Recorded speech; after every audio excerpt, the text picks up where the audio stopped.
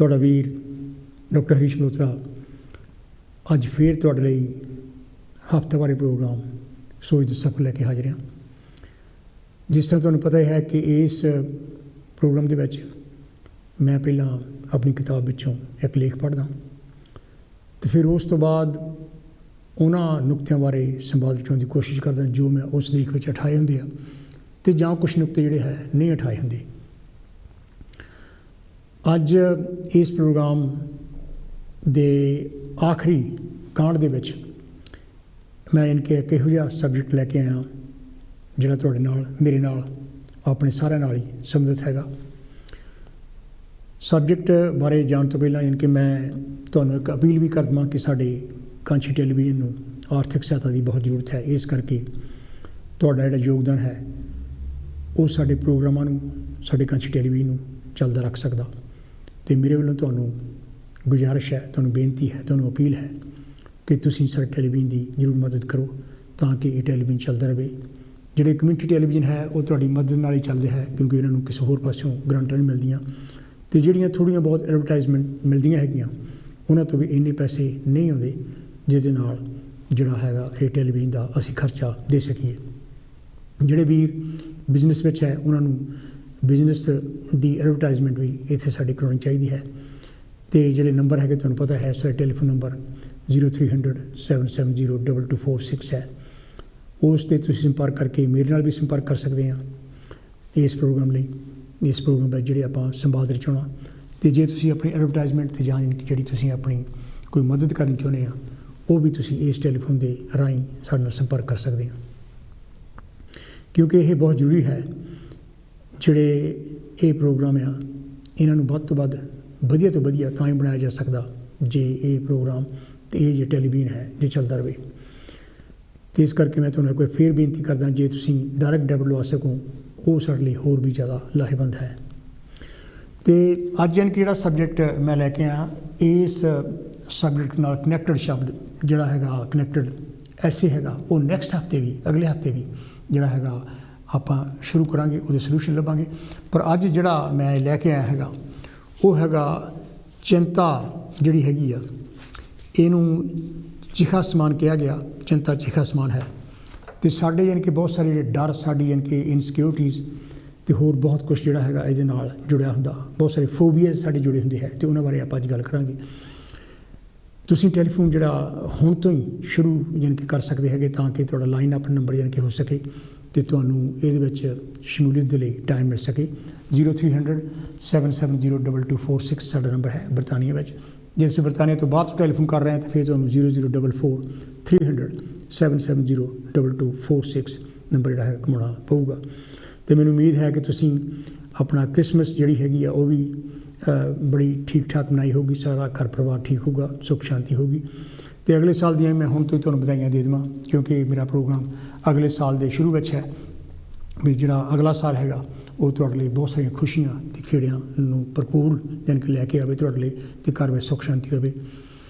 ਅਤੇ ਉਹਦੇ ਲਈ ਅਸੀਂ ਤਰੱਦਦ ਕਰਦੇ ਰਹੀਏ ਅਤੇ ਜਿਹੜਾ ਹੈ ਅਸੀਂ ਵੱਧ ਤੋਂ ਵੱਧ ਕੋਸ਼ਿਸ਼ ਇਹ ਕਰੀਏ ਵੀ ਅਸੀਂ ਨਫ਼ਰਤਾਵਾਂ ਨੂੰ ਘਟਾਈਏ ਅਤੇ ਉਹਦੇ ਬਾਰੇ ਆਪਾਂ ਕਿਤੇ ਫਿਰ ਗੱਲ ਕਰਾਂਗੇ। ਪਰ ਅੱਜ ਯਾਨੀ ਕਿਹੜੀ ਗੱਲ ਕਰਨੀ ਹੈ ਉਹ ਮੈਂ ਚਿੰਤਾ ਚਿਖਾ ਸਮਾਨ ਇਹਦਾ ਮੈਂ ਹੈਡਿੰਗ ਰੱਖਿਆ ਹੈਗਾ। ਬੜਾ ਛੋਟਾ ਜਿਹਾ ਆਰਟੀਕਲ ਹੈ ਸੋ ਇਸ ਕਰਕੇ ਤੁਸੀਂ ਹੁਣ ਤੋਂ ਹੀ ਟੈਲੀਫੋਨ ਜਿਹੜਾ ਹੈਗਾ ਕਰਨਾ ਸ਼ੁਰੂ ਕਰ ਦਿਓ। ਗੁਰੂ ਸਾਹਿਬ ਦਾ ਕਹਿਣਾ ਹੈ ਚਿੰਤਾ ਤਾਂ ਕੀ ਕੀਜੀਏ ਜਾ ਅਣਹੋਣੀ ਹੋਏ। ਇਹ ਸਭ ਫਿਕਰਾਂ ਚਿੰਤਾਵਾਂ ਦੇ ਇਲਾਜ ਦਾ ਨਿਚੋੜ ਹੈ। ਪਰ ਗੱਲ ਇੰਨੀ ਸੌਖੀ ਨਹੀਂ। ਜੀਵਨ ਨੂੰ ਸਾਧਨ ਤੋਂ ਬਿਨਾਂ ਇਸ ਸਟੇਜ 'ਤੇ ਨਹੀਂ ਪਹੁੰਚਿਆ ਜਾ ਸਕਦਾ।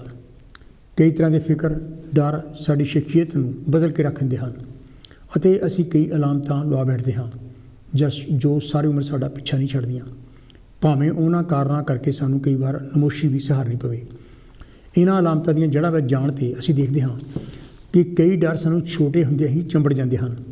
ਜਦ ਸਾਡੇ ਮਾਂ-ਬਾਪ, ਰਿਸ਼ਤੇਦਾਰ, ਦੋਸਤ ਅਤੇ ਸਾਡੇ ਸੰਪਰਕ ਵਿੱਚ ਆਉਣ ਵਾਲੇ ਲੋਕ ਉਹਨਾਂ ਡਰਾਂ ਨਾਲ ਸਾਨੂੰ ਹੀਣੇ ਅਤੇ ਨਿਰਬਲ ਬਣਾਉਣ ਦੀ ਕੋਸ਼ਿਸ਼ ਕਰਦੇ ਹਨ ਤਾਂ ਕਿ ਅਸੀਂ ਉਹਨਾਂ ਦੇ ਵੱਸ ਵਿੱਚ ਰਹਿ ਸਕੀਏ। ਡਰਾਉਣੇ ਕਿੱਸੇ, ਕਹਾਣੀਆਂ, ਫਿਲਮਾਂ, ਬਾਤਾਂ ਅਤੇ ਡਰਾਉਣੀਆਂ ਗਾਥਾਵਾਂ ਵਾਲੀਆਂ ਕਿਤਾਬਾਂ ਦਾ ਵੀ ਇਸ ਕੰਮ ਵਿੱਚ ਬੜਾ ਵੱਡਾ ਹਿੱਸਾ ਹੈ। ਬੱਚਿਆਂ ਅਤੇ ਵੱਡੀ ਉਮਰ ਦੇ ਲੋਕਾਂ ਵਿੱਚ ਮੈਂ ਕੀੜੇ ਮਕੌੜਿਆਂ, ਪਤੰਗਿਆਂ, ਖਲੜੀ, ਖੰਭਾਂ, ਹਨੇਰੇ, ਉਚਾਈਆਂ ਅਤੇ ਡੰਗਾਈਆਂ ਦੇ ਡਰ ਦੇਖੇ ਹਨ। ਅਗਰ ਇਹਨਾਂ ਡਰਾਂ ਦੀ ਚੀਰ-ਫਾੜ ਨਾ ਕੀਤੀ ਜਾਵੇ ਤਾਂ ਇਹ ਉਮਰਾਂ ਦੇ ਨਾਲ ਨਿਭਦੇ ਹਨ ਅਤੇ ਸਾਡੀ ਸ਼ਖਸੀਅਤ ਨੂੰ ਬੋਣਿਆ ਬਣਾਉਂਦੇ ਹਨ। ਡਾਕਟਰਾਂ ਦੇ ਟੀਕਿਆਂ, ਸਰਿੰਜਾਂ, ਦੰਦ ਸਾਜ਼ਾਂ ਦੇ ਔਜ਼ਾਰ ਅਤੇ ਸਕੂਲ ਅਧਿਆਪਕਾਂ ਦਾ ਡਰ ਬੱਚਿਆਂ ਨੂੰ ਨਿਗਾਰ ਵੱਲ ਲਿਜਾਂਦਾ ਹੈ। ਇਹ ਡਰ ਉਹਨਾਂ ਨਾਲ ਹੋਏ ਦੁਖਦਾਈ ਵਿਹਾਰ ਦਾ ਨਤੀਜਾ ਹੁੰਦਾ। ਮੈਂ ਆਪਣੇ ਇੱਕ ਹਮਜਮਾਤੀ ਨਾਲ ਪਿੱਛੇ ਜਿਹੇ ਗੱਲ ਕਰ ਰਿਹਾ ਸੀ ਕਿ ਕਿਵੇਂ ਇੱਕ ਝਟਕਈ ਕਿਸਮ ਦੇ ਅਧਿਆਪਕ ਨੇ ਕੁਝ ਬੱਚਿਆਂ ਦੀਆਂ ਜ਼ਿੰਦਗੀਆਂ ਬਰਬਾਦ ਕਰਕੇ ਰੱਖ ਦਿੱਤੀਆਂ ਸਨ। ਉਹ ਕਸਾਈ ਅਧਿਆਪਕ ਛੋਟੇ ਛੋਟੇ ਬੱਚਿਆਂ ਨੂੰ ਉੱਚੀ ਉੱਚੀ ਗਾਲਾਂ ਬਕਦਾ ਅਤੇ ਨਿੱਕੀ ਨਿੱਕੀ ਗੱਲ 'ਤੇ ਉਹਨਾਂ ਨੂੰ ਮੁਰਗੇ ਬਣਾ ਕੇ ਡੰਡਿਆਂ ਨਾਲ ਕੁੱਟਦਾ। ਉਸ ਨਿਰਦਈ ਅਧਿਆਪਕ ਦੇ ਸਦਕੇ ਕੁਝ ਬੱਚੇ 5ਵੀਂ ਜਮਾਤ ਤੱਕ ਨਾ ਪੜ੍ਹ ਸਕੇ ਅਤੇ ਕੁਝ ਪਹਿਲਾਂ ਹੀ ਸਕੂਲ ਛੱਡ ਗਏ।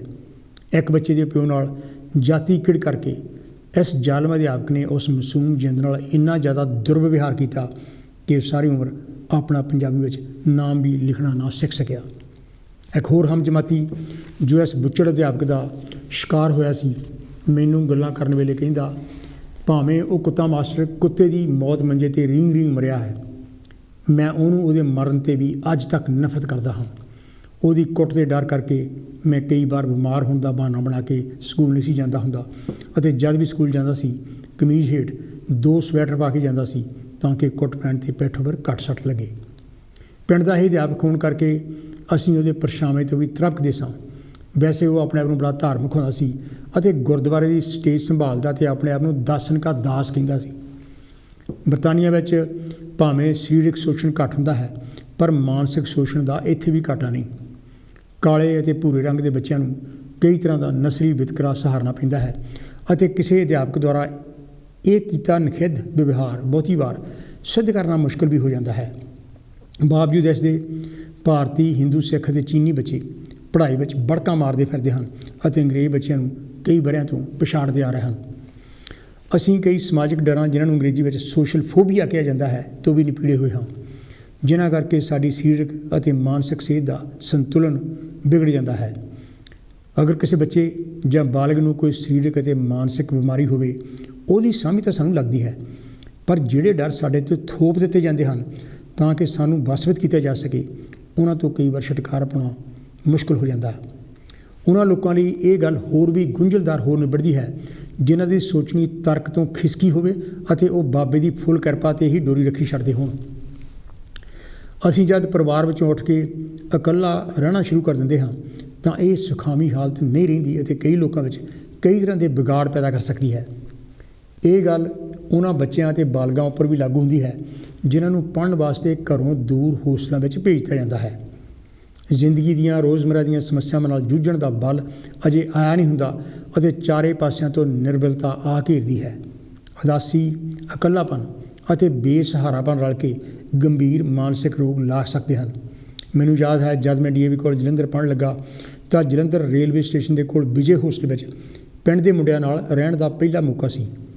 ਮੈਂ ਘਰਦਿਆਂ ਤੋਂ 7-8 ਮੀਲ ਦੂਰ ਇਕੱਲਾ ਕਮਰੇ ਵਿੱਚ ਬੈਠਾ ਰੋਂਦਾ ਰਹਿੰਦਾ ਅਤੇ ਇਸ ਉਦਾਸੀ ਨੇ ਮੈਨੂੰ ਮਜਬੂਰ ਕਰਤਾ ਕਿ ਮੈਂ ਹਰ ਰੋਜ਼ ਪਿੰਡੋਂ ਸਾਈਕਲ 'ਤੇ ਨਹਿਰ ਦੇ ਰਾਹ 'ਤੇ ਕਾਲਜ ਜਾਣ ਨੂੰ ਤਰਜੀਹ ਦੇਵਾਂ। ਇਹ ਹਾਲ ਹੀ ਮੇਰੀ ਵੱਡੀ ਭੈਣ ਦਾ ਹੋਇਆ, ਜੋ ਹਫ਼ਤੇ ਬਾਅਦ ਹੀ ਕੰਨਿਆ ਮਹਾਵਿਦਿਆਲਾ ਜਲੰਧਰ ਕਾਲਜ ਦੇ ਹੋਸਟਲ 'ਚੋਂ ਡੰਡੀ ਡੋਰਾ ਚੁੱਕ ਕੇ ਘਰ ਆ ਗਈ ਅਤੇ ਫਿਰ ਹਰ ਰੋਜ਼ ਪਿੰਡੋਂ ਸਾਈਕਲ 'ਤੇ ਲਾਂਬੜੇ ਅਤੇ ਫਿਰ ਬੱਸ 'ਚ ਜਲੰਧਰ ਪੜ੍ਹਨ ਜਾਂਦੀ ਰਹੀ। ਕਈ ਲੋਕ ਹਨੇਰੇ, ਅੱਗ, ਬੱਦਲਾਂ ਦੀ ਗਰਜ, ਸੁਰੰਗ, ਪੁਲ ਅਤੇ ਇੱਥੋਂ ਤੱਕ ਕਿ ਲਿਫਟ, ਚੂਹਿਆਂ, ਛੋਟੇ ਛੋਟੇ ਕੀੜੇ ਮਕੌੜਿਆਂ, ਜਰਾਸੀਮਾਂ, ਖੂਨ ਅਤੇ ਡਾਕਟਰੀ ਸਰਿੰਜਾਂ ਤੋਂ ਡਰ ਨਾਲ ਸੂਤੇ ਜਾਂਦੇ ਹਨ।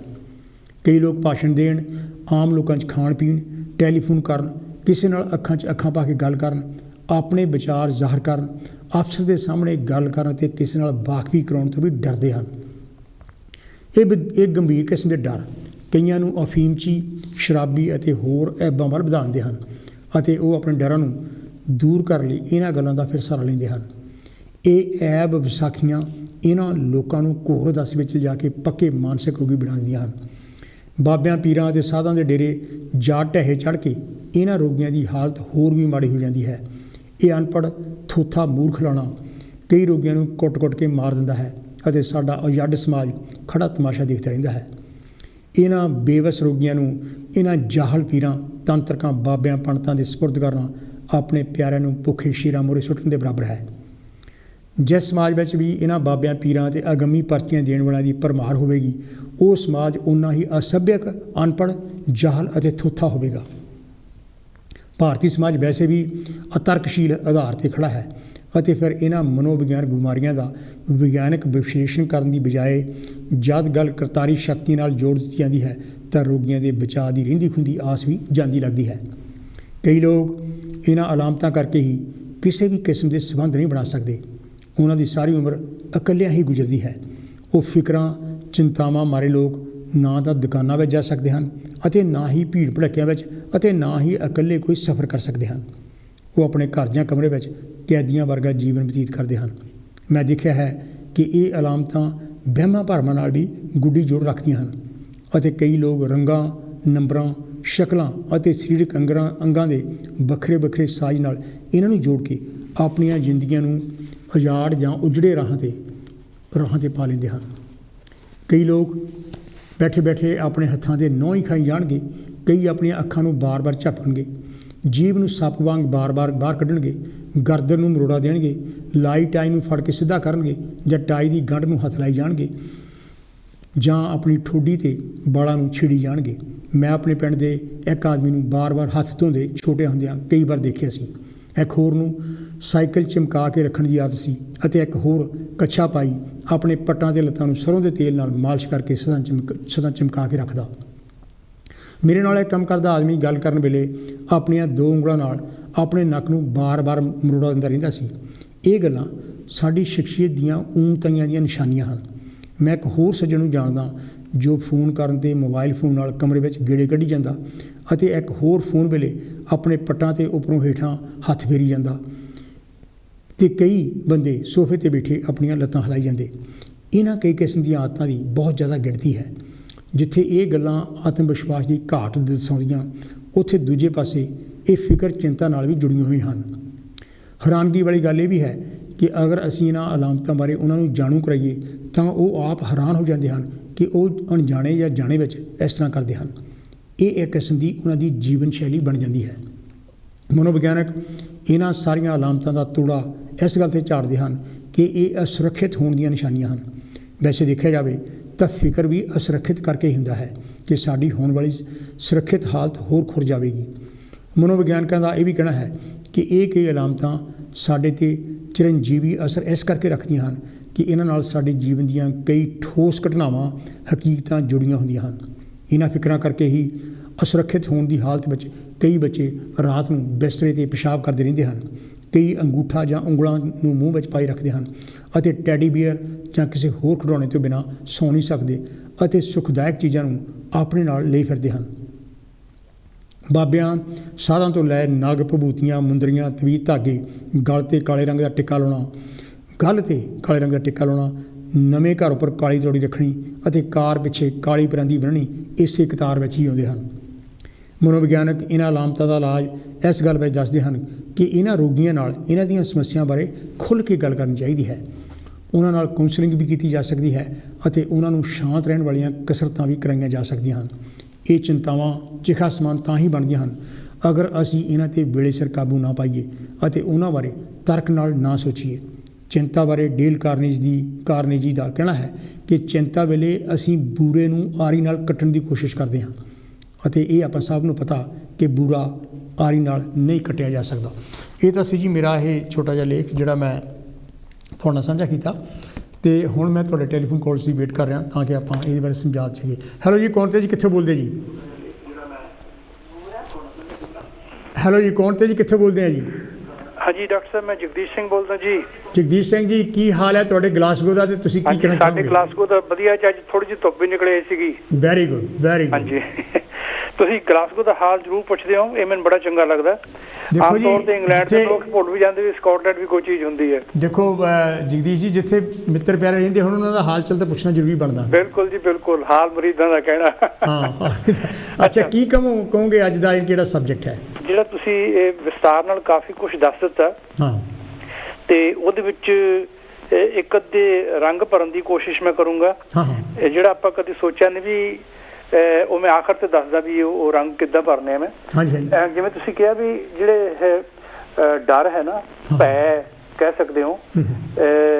ਇਹ ਬਹੁਤੀ ਵਾਰੀ ਤਾਂ ਮਾਂ-ਬਾਪ ਬੱਚੇ ਦੇ ਮਨ ਦੇ ਵਿੱਚ ਪਾ ਦਿੰਦੇ ਆ। ਬਿਲਕੁਲ ਬਿਲਕੁਲ, ਸੌਂ ਜਾ ਨਹੀਂ ਤਾਂ ਮਾਣੋ ਬਿੱਲੀ ਆ ਜੂਗੀ। ਉਹ ਭੂਤ ਪ੍ਰੇਤ ਵੀ ਸਾਨੂੰ ਇਹ ਸਿਖਾਲੇ ਆ ਛੋਟੇ ਹੁੰਦਿਆਂ ਨੂੰ। ਚਲੋ ਉਹਨਾਂ ਨੂੰ ਨਹੀਂ ਪਤਾ ਵੀ ਇਹ ਬੱਚਾ ਬਿੱਲੀ ਤੋਂ ਡਰ ਲੱਗ ਜਾਊਗਾ। ਮੈਨੂੰ ਚੰਗੀ ਤਰ੍ਹਾਂ ਯਾਦ ਹੈ, ਮੈਂ ਬਗੈਰ ਕਿਸੇ ਦੇ ਕੁਝ ਕਹੇ ਤੋਂ ਹੀ ਮੈਨੂੰ ਕੁੱਤੇ ਤੋਂ ਬੜਾ ਡਰ ਸੀ ਇੰਡੀਆ 'ਚ ਨਾ। ਕੁੱਤੇ ਜਦੋਂ ਰਾਤ ਨੂੰ ਬਾਹਰ ਜਾਣਾ ਨਾ, ਉਹ ਭੌਂਕਣ ਤਾਂ ਮੈਨੂੰ ਲੱਗਦਾ ਵੀ ਮੈਨੂੰ ਵੱਢੂਗਾ ਜ਼ਰੂਰ। ਹਾਲਾਂਕਿ ਉਹ ਵੱਢਦੇ ਨਹੀਂ ਹੈਗੇ, ਉਹ ਪਰੇ ਖੜ ਕੇ ਭੌਂਕੀ ਜਾਂਦੇ, ਉਹ ਥੋਤੋਂ ਡਰਦੇ ਹੁੰਦੇ ਆ। ਅੱਛਾ, ਤੇ ਉਹ ਇਸ ਕਰਕੇ ਕਹੇ ਸੀਗੇ ਵੀ ਲਾਠੀ ਰਾਤ ਨੂੰ ਆਪਣੇ ਹੱਥ 'ਚ ਰੱਖੋ, ਤੇ ਕੋਈ ਇੱਟ ਰੋੜਾ ਹੈਗਾ ਤੇ ਉਹ ਕੁੱਤੇ ਨੂੰ ਡਰਾਓ, ਉਹਦੇ ਨਾਲ ਮਾਰੋ ਨਾ, ਉਹਦੇ ਡਰਾਓ। ਅੱਛਾ, ਦੂਜਾ ਇਹ ਹੈਗਾ ਕਿ ਹਨੇਰੇ 'ਚ ਵੀ ਡਰ ਲੱਗਦਾ ਸੀਗਾ। ਸਾਡੇ ਸਟਰੀਟ ਲਾਈਟ ਤਾਂ ਘੱਟ ਵੱਧ ਹੀ ਹੁੰਦੀ ਹੈ, ਤੇ ਘਰਦਿਆਂ ਨੇ ਕਹਿਣਾ ਵੀ ਆ ਦੁਕਾਨ ਤੋਂ ਆ ਰਹਿ ਗਏ ਆ, ਤੇ ਹਨੇਰੇ ਵੇਲੇ ਜਾਣ ਲੱਗੇ ਤੇ ਮੈਂ ਸੀਟੀਆਂ ਮਾਰਦੇ ਜਾਣਾ ਜਾਂ ਗਾਣਾ ਗਾਉਣ ਲੱਗ ਪੈਣਾ। ਮੈਨੂੰ ਲੱਗਦਾ ਕਿ ਮੇਰੇ ਨਾਲ ਕੋਈ ਹੈਗਾ। ਅੱਛਾ, ਜਿਹੜੇ ਬਾਕੀ ਦੇ ਡਰ ਹੈਗੇ ਨਾ, ਇਹ ਪਾਏ ਹੋਏ ਹੁੰਦੇ ਆ। ਸਾਡਾ ਇਤਿਹਾਸ ਦਾ ਜਿਹੜਾ ਮਾਸਟਰ ਸੀਗਾ ਨਾ, ਟੀਚਰ, ਹਿਸਟਰੀ ਟੀਚਰ, ਉਹਦਾ ਅਸੀਂ ਨਾਮ ਰੱਖਿਆ ਸੀ ਹਾਥੀ।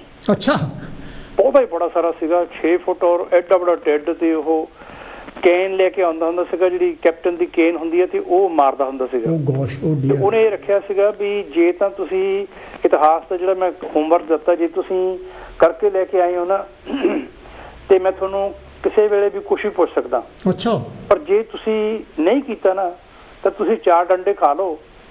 ਉਹ ਕਹਿੰਦਾ ਮਤਲਬ ਫੋਰਲ ਹੈ, ਖਾਓ ਤੇ ਪਾਸੇ ਖੜੇ ਹੋ ਜਾਓ, ਹੁਣ ਤੁਹਾਨੂੰ ਕੋਈ ਡਰ ਨਹੀਂ ਹੈਗਾ। ਅੱਛਾ, ਤੇ ਜੇ ਤੁਸੀਂ ਸਵਾਲਾਂ ਦੇ ਜਵਾਬ ਨਹੀਂ ਠੀਕ ਦਿੱਤੇ, ਤੁਸੀਂ ਮੈਨੂੰ ਧੋਖਾ ਦਿੱਤਾ, ਫਿਰ ਤੁਹਾਡੇ 6 ਪੈਣਗੇ, ਫਿਰ ਤੁਹਾਡੇ 6 ਡੰਡੇ ਪੈਣੇ ਆ। ਪਹਿਲੇ ਦਿਨ ਤਾਂ ਮੈਂ ਬੜਾ ਤਿਆਰ ਹੋ ਕੇ ਗਿਆ, ਸ਼ੇਰਸ਼ਾਹ ਸੂਰੀ ਦਾ GT ਰੋਡ ਤੇ ਫਲਾਣਾ ਚਮਕਾ। ਉਹਨੇ ਉਹ ਸਵਾਲ ਜਿਹੜੇ ਸੀਗੇ ਪਹਿਲਾਂ ਕਿਸੇ ਹੋਰ ਨੂੰ ਪੁੱਛ ਲਏ। ਜਦ ਤੱਕ ਮੇਰੀ ਵਾਰੀ ਆਈ, ਉਹਦਾ ਸ਼ਾਸਨ ਕਾਲ ਕੀ ਸੀਗਾ, ਤੇ ਰਾਜ ਕਦੋਂ ਛੱਡਿਆ ਤੇ ਕਦੋਂ ਕੀਤਾ, ਉਹ ਮੈਨੂੰ ਆਇਆ ਨਾ, ਮੇਰੇ 6 ਡੰਡੇ ਪਏ। ਹੁਣ ਮੈਂ ਸੋਚਿਆ ਵੀ ਮੈਂ 6 ਕਾਹਨੂੰ ਖਾਣੇ ਆ, ਕੱਲ ਨੂੰ 4 ਹੀ ਖਾ ਕੇ ਖੜੇ ਹੋ ਜਾਵਾਂਗੇ ਪਾਸੇ, ਫਿਰ ਦੇਖਾਂਗੇ ਵੀ ਦੂਜਿਆਂ ਦੇ ਕਿਹੜੇ ਕਿਹੜੇ 6 ਪੈਂਦੇ ਆ। ਯਾਨੀ ਕਹਿਣ ਦਾ ਮਤਲਬ ਵੀ ਮੈਂ ਉਹਦੀ ਕਲਾਸ ਤੋਂ ਦੌੜਨਾ ਸ਼ੁਰੂ ਕਰ ਦਿੱਤਾ। ਆਖਰ ਮੈਂ ਹਿਸਟਰੀ 'ਚ ਫੇਲ ਹੋ ਗਿਆ। ਮੈਂ ਕਦੇ ਕਿਸੇ ਸਬਜੈਕਟ 'ਚ ਫੇਲ ਨਹੀਂ ਹੋਇਆ ਸੀਗਾ, ਲੇਕਿਨ ਹਿਸਟਰੀ 'ਚ ਮੈਂ ਇਸ ਕਰਕੇ ਫੇਲ ਹੋਇਆ ਜੇ ਮੈਂ ਕਲਾਸ 'ਚ ਹੀ ਨਹੀਂ ਵੜਨਾ, ਤੇ ਮੇਰਾ ਹਿਸਟਰੀ ਤੋਂ ਮਨ ਹੀ ਉਖੜ ਗਿਆ। ਅੱਛਾ, ਹੁਣ ਜਿਹੜੇ ਬਾਕੀ ਦੀਆਂ ਗੱਲਾਂ ਹੈਗੀਆਂ ਨਾ, ਇਹ ਘਬਰਾਹਟ ਹੋ ਜਾਣੀ, ਭੈ ਭੀਤ ਹੋ ਜਾਣਾ, ਪੈਨਿਕ ਹੋ ਜਾਣਾ, ਅਫੜਾ ਦਫੜੀ ਪੈ ਜਾਣੀ, ਭਾਜੜ ਪੈ ਜਾਣੀ ਬਚਾਓ ਲਈ, ਇਹ ਹੈ ਕਿ ਬਹੁਤੇ ਬੱਚੇ ਜਿਹੜੇ ਨਾ, ਉਹ ਛਿਪਕਲੀ ਜਾਂ ਮੱਕੜੀ ਉਹਨੂੰ ਦੇਖ ਕੇ ਉਹ ਡਰ ਜਾਂਦੇ ਆ। ਅੱਛਾ, ਪੀਂਘ ਤੇ ਚੜ੍ਹਨ ਤੋਂ ਮੈਂ ਡਰਦਾ ਸੀਗਾ, ਮੇਰੇ ਸੱਟ ਲੱਗ ਜੂਗੀ। ਉਚਾਈ ਤੋਂ ਡਰ ਸੀ। ਹਵਾਈ ਯਾਤਰਾ ਜਿਹੜੇ ਸੀਗੇ, ਉਹ ਵੀ ਬਹੁਤ ਸਾਰੇ ਲੋਕੀ ਡਰਦੇ ਆ। ਪਾਣੀ ਵਿੱਚ ਡੁੱਬ ਕੇ ਮਰਨ ਦਾ ਡਰ, ਸੀ ਸਿਕਨੈਸ ਹੋ ਜਾਂਦੇ ਆ।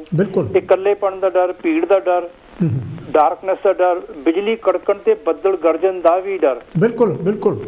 ਅੱਛਾ, ਡਰਾਈਵਿੰਗ ਦਾ ਫੋਬੀਆ ਕਈਆਂ ਨੂੰ ਹੁੰਦਾ ਕਿ ਉਹ ਡਰਦੇ ਮੈਂ ਫੇਲ ਹੋ ਜਾਊਂਗਾ, ਵੀ ਮੈਂ ਡਰਾਈਵਿੰਗ ਸਿੱਖਣੀ ਨਹੀਂ, ਮੇਰੇ ਤੋਂ ਗੱਡੀ ਵੱਜ ਜੂਗੀ। ਨਹੀਂ, ਇਹ ਵੀ ਮੋਟਰਵੇ ਤੇ ਨਹੀਂ ਜਾ ਸਕਦੇ, ਕਈ ਮੋਟਰਵੇ ਤੇ ਨਹੀਂ ਜਾਂਦੇ, ਵੀ ਗੱਡੀਆਂ ਬਹੁਤ ਤੇਜ਼ ਤੇਜ਼ ਜਾਂਦੀਆਂ, ਉਹਨਾਂ ਨੂੰ ਡਰ ਆਉਂਦਾ। ਅੱਛਾ, ਇੱਕ ਡਰ ਇਹੋ ਜਿਹਾ ਹੈਗਾ ਜਿਹੜਾ ਸਭ ਨੂੰ ਇੱਕੋ ਜਿਹਾ ਹੀ ਹੁੰਦਾ, ਉਹ ਹੈਗਾ ਸੱਪ ਦਾ ਡਰ। ਭਾਵੇਂ ਪਲਾਸਟਿਕ ਦਾ ਹੋਵੇ ਨਾ, ਤੁਸੀਂ ਕਿਸੇ ਦੇ ਉੱਤੇ ਸੁੱਟ ਦਿਓ ਤੇ ਉਹ ਡਰ ਕੇ ਉਹ ਦਹਿਲ ਜਾਂਦਾ ਵੀ ਲੈ ਵੀ ਮੇਰੇ ਤੇ ਹੁਣ ਇਹ ਮੇਰੇ ਸੱਪ ਲੜੂਗਾ ਹੁਣ। ਅੱਛਾ, ਉਹ ਜਿਹੜਾ ਰੰਗ ਭਰਨ ਵਾਲੀ ਗੱਲ ਹੈ ਨਾ, ਤੁਸੀਂ ਕਹਿ ਚੁੱਕੋ ਬਾਬਿਆਂ ਦੀਆਂ ਗੱਲਾਂ, ਉਹਨਾਂ ਦਾ ਤਾਂ ਤੁਸੀਂ ਰੱਬ ਭਲਾ ਹੀ ਕਰੇ, ਉਹਨਾਂ ਦਾ ਜਿਹੜਾ ਜਿਹਾ ਡਰ ਪਾ ਕੇ ਫਿਰ ਪੈਸੇ ਕਮਾਉਂਦੇ ਆ। ਇੱਕ ਡਾਕਟਰ ਸਾਹਿਬ ਰੰਗੀਨ ਚੀਜ਼ ਇਹਦੇ ਵਿੱਚ ਇਹ ਹੈ ਕਿ ਅਸੀਂ ਜਾਣ ਬੁੱਝ ਕੇ ਅਸੀਂ ਡਰ ਦੇ ਡਰਾਮੇ ਦੇਖਦੇ ਹਾਂ। ਉਹ ਕੌਣ ਥੀ 20 ਸਾਲ ਬਾਅਦ, ਔਰ ਗੁਮਨਾਮ, ਜਿੰਨਾ ਚਿਰ ਸਿਨੇਮੇ 'ਚ ਬੈਠੇ ਹੋ ਨਾ, ਤੁਹਾਨੂੰ ਡਰ ਹੈ ਵੀ ਇਹ ਜਿਹੜਾ ਉਹ ਮਰਡਰ ਕਰਦਾ ਨਾ, ਇਹ ਇੱਕ ਤੇ ਹਾਲ ਜਾ ਕੇ ਮੇਰਾ ਹੀ ਮਰਡਰ ਨਾ ਕਰ ਦੇਵੇ। ਪਰ ਸਾਨੂੰ ਪਤਾ ਹੁੰਦਾ ਵੀ ਇਹਨੇ ਮਰਡਰ ਨਹੀਂ ਕਰਨਾ ਹੈਗਾ। ਪਰ ਜਗਦੀਸ਼ ਜੀ, ਮੈਂ ਸਵਾਦ ਵੀ ਲੈਂਦੇ ਆ। ਇੱਕ ਸੈਕਿੰਡ ਤੁਹਾਨੂੰ ਇੱਥੇ ਰੁਕਣਾ ਚਾਹੁੰਦਾ ਵੀ ਜਿਹੜੇ, ਕਿਉਂਕਿ ਮੈਂ ਆਪ ਖੁਦ ਲੇਖਕ ਹੈਗਾ, ਵੀ ਜਿਹੜੇ ਲੇਖਕ ਹੈਗੇ, ਜਿਹੜੇ ਇਹੋ ਜਿਹੀਆਂ ਕਹਾਣੀਆਂ ਲਿਖਦੇ ਹੈਗੇ ਆ ਜਾਂ ਇਹੋ ਜਿਹੇ ਡਰਾਮੇ ਲਿਖਦੇ ਹੈਗੇ ਆ, ਤੇ ਉਹਨਾਂ ਨੂੰ ਕਦੀ ਇਹ ਅਹਿਸਾਸ ਨਹੀਂ ਹੋਇਆ ਲੈ ਵੀ ਇਹਦੇ ਨਾਲ ਉਹ ਕਿੰਨਾ ਨੁਕਸਾਨ ਕਰ ਰਹੇ ਹੈਗੇ ਆ? ਬਿਲਕੁਲ ਜੀ, ਇਹਦੇ ਨਾਲ ਕਿੰਨਾ ਨੁਕਸਾਨ ਹੁੰਦਾ ਹੈ। ਲੋਕੀ ਕਹਿੰਦੇ ਹੁੰਦੇ ਆ ਵੀ ਰਾਤ ਨੂੰ ਅਗਰ ਕੋਈ ਇਹੋ ਜਿਹਾ ਡਰਾਮਾ ਤੁਸੀਂ ਦੇਖਿਆ ਜਾਂ ਪੜ੍ਹਿਆ, ਜਾਂ ਕੋਈ ਕਿਤਾਬ ਪੜ੍ਹੀ ਹੈ, ਤਾਂ ਤੁਹਾਨੂੰ ਰਾਤ ਨੂੰ ਸੁਪਨੇ 'ਚ ਵੀ ਉਹ ਡਰ ਆਉਂਦਾ ਤੁਹਾਨੂੰ। ਕਈ ਬੰਦੇ ਸੌ ਨਹੀਂ ਸਕਦੇ, ਉਸ ਤੋਂ ਬੱਟੇ ਲੈਣੇ, ਤੁਹਾਨੂੰ ਲੱਗਦਾ ਵੀ ਇਹ ਹੁਣ ਮੇਰੇ ਨਾਲ ਚਾਕੂ ਮਾਰ ਦੇਵੇ। ਜਿਹੜੇ ਜਸੂਸੀ ਦੇ ਨਾਵਲ ਹੁੰਦੇ ਸੀਗੇ ਨਾ, ਉਹਨਾਂ ਨੇ ਬੜਾ ਕੰਮ ਖਰਾਬ ਕੀਤਾ ਹੋਇਆ ਸੀ। ਤੇ ਟੈਲੀਫੋਨ ਮੈਂ ਬਹੁਤਾ ਸਮਾਂ ਨਹੀਂ ਲੈਂਦਾ, ਕਿਉਂਕਿ ਮੈਨੂੰ ਇਹ ਖਿਆਲ ਹੈ ਵੀ ਜੇ ਕਿਸੇ ਹੋਰ ਦਾ ਵੀ ਟਾਈਮ ਹੋਣਾ ਚਾਹੀਦਾ। Doctor Sahib thank you very much. ਨਹੀਂ ਬਹੁਤ ਮਿਹਰਬਾਨੀ, ਬਹੁਤ ਮਿਹਰਬਾਨੀ। ਇਹ ਤਾਂ ਸੀ ਜੀ ਮੇਰੇ ਵੀਰ ਜਗਦੀਸ਼ ਸਿੰਘ ਹੋਣੀ ਗਲਾਸਗੋ ਤੋਂ, ਜਿਨ੍ਹਾਂ ਨੇ ਆਪਣੇ ਵਿਚਾਰ ਸਾਂਝੇ ਕੀਤੇ। ਮੈਂ ਤੁਹਾਡੇ ਟੈਲੀਫੋਨ ਕਾਲਸ ਦੀ ਵੇਟ ਕਰ ਰਿਹਾ ਹੈਗਾ। ਸਾਡਾ ਨੰਬਰ ਜਿਹੜਾ ਹੈਗਾ 0300 770 2246।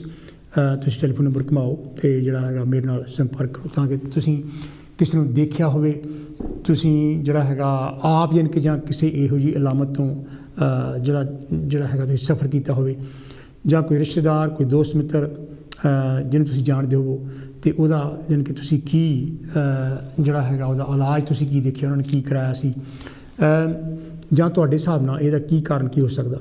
ਕਿਉਂਕਿ ਇਹ ਜਿਹੜੀਆਂ ਗੱਲਾਂ ਹੈਗੀਆਂ ਦੇਖਣ ਨੂੰ ਜਿਹੜਾ ਬੰਦਾ ਦੇਖਦਾ ਹੈਗਾ, ਜਿਹੜਾ ਬੰਦਾ ਇਨਕੇ ਸਾਹਮਣੇ ਤੁਹਾਨੂੰ ਦੇਖ ਰਿਹਾ ਹੈਗਾ, ਉਹਨੂੰ ਬੜੀਆਂ ਅਜੀਬੋ ਗਰੀਬ ਯਾਨੀ ਕਿ ਇਹ ਗੱਲਾਂ ਲੱਗਦੀਆਂ। ਮੈਨੂੰ ਯਾਦ ਹੈ ਇੱਕ ਯਾਨੀ ਕਿ ਡਾਕਟਰ ਸੀ, ਕਾਫੀ ਵੱਡੀ ਪੋਸਟ ਸੀਗੀ ਉਹਦੀ, ਅਤੇ ਉਹ ਯਾਨੀ ਕਿ ਅੱਖਾਂ ਝਮਕਦਾ ਰਹਿੰਦਾ ਸੀ, ਨਿੱਕੀ ਨਿੱਕੀ ਗੱਲ 'ਤੇ ਹੈ ਨਾ, ਅੱਖਾਂ ਚਮਕਣੀਆਂ। ਅਤੇ ਇੱਕ ਯਾਨੀ ਕਿ ਹੋਰ ਸੀਗਾ, ਜਿਸ ਤਰ੍ਹਾਂ ਜਿਹੜੀ ਮੈਂ ਸ਼ਾਇਦ ਇਹਦੇ ਵਿੱਚ ਵੀ ਗੱਲ ਕੀਤੀ ਹੈ, ਉਹ ਯਾਨੀ ਕਿ ਆਪਣੇ ਨੱਕ ਨੂੰ ਮਰੋੜਾ ਦੇਈ ਜਾਂਦਾ ਹੁੰਦਾ ਸੀਗਾ। ਅਤੇ ਕਈ ਬੰਦੇ ਯਾਨੀ ਜਿਹੜਾ ਹੈਗਾ ਉਹ ਆਪਣੇ ਛਣਕਦੇ ਹੈਗੇ ਆ, ਗਰਦਨ ਨੂੰ ਛਣਕਦੇ ਹੈਗੇ ਆ, ਯਾਨੀ ਕਿ ਜਾਂ ਗਰਦਨ ਨੂੰ ਉੱਪਰ ਨੂੰ ਕਰੀ ਜਾਣਾ ਹੈਗਾ, ਜਾਂ ਹੋਰ ਮੋਢਿਆਂ ਨੂੰ ਛਣਕਦੇ ਹੈਗੇ ਆ। ਜਾਂ ਯਾਨੀ ਕਿ ਇਹ ਵੀ ਦੇਖਣ ਵਿੱਚ ਆਇਆ ਹੈਗਾ ਵੀ ਕੁਛ ਬੰਦੇ ਜਦੋਂ ਘਰ ਦਾ ਤੁਸੀਂ ਲੋਕ ਲਾਇਆ ਹੈਗਾ, ਉਹਨੂੰ ਦੁਬਾਰਾ ਜਾਣ ਕੇ 2-3 ਵਾਰੀ ਜਾ ਕੇ ਫਿਰ ਚੈੱਕ ਕਰਨਾ, ਲੈ ਵੀ ਹਾਂ ਇਹ ਲੱਗਾ ਹੈਗਾ ਜਾਂ ਨਹੀਂ ਲੱਗਾ ਹੈਗਾ।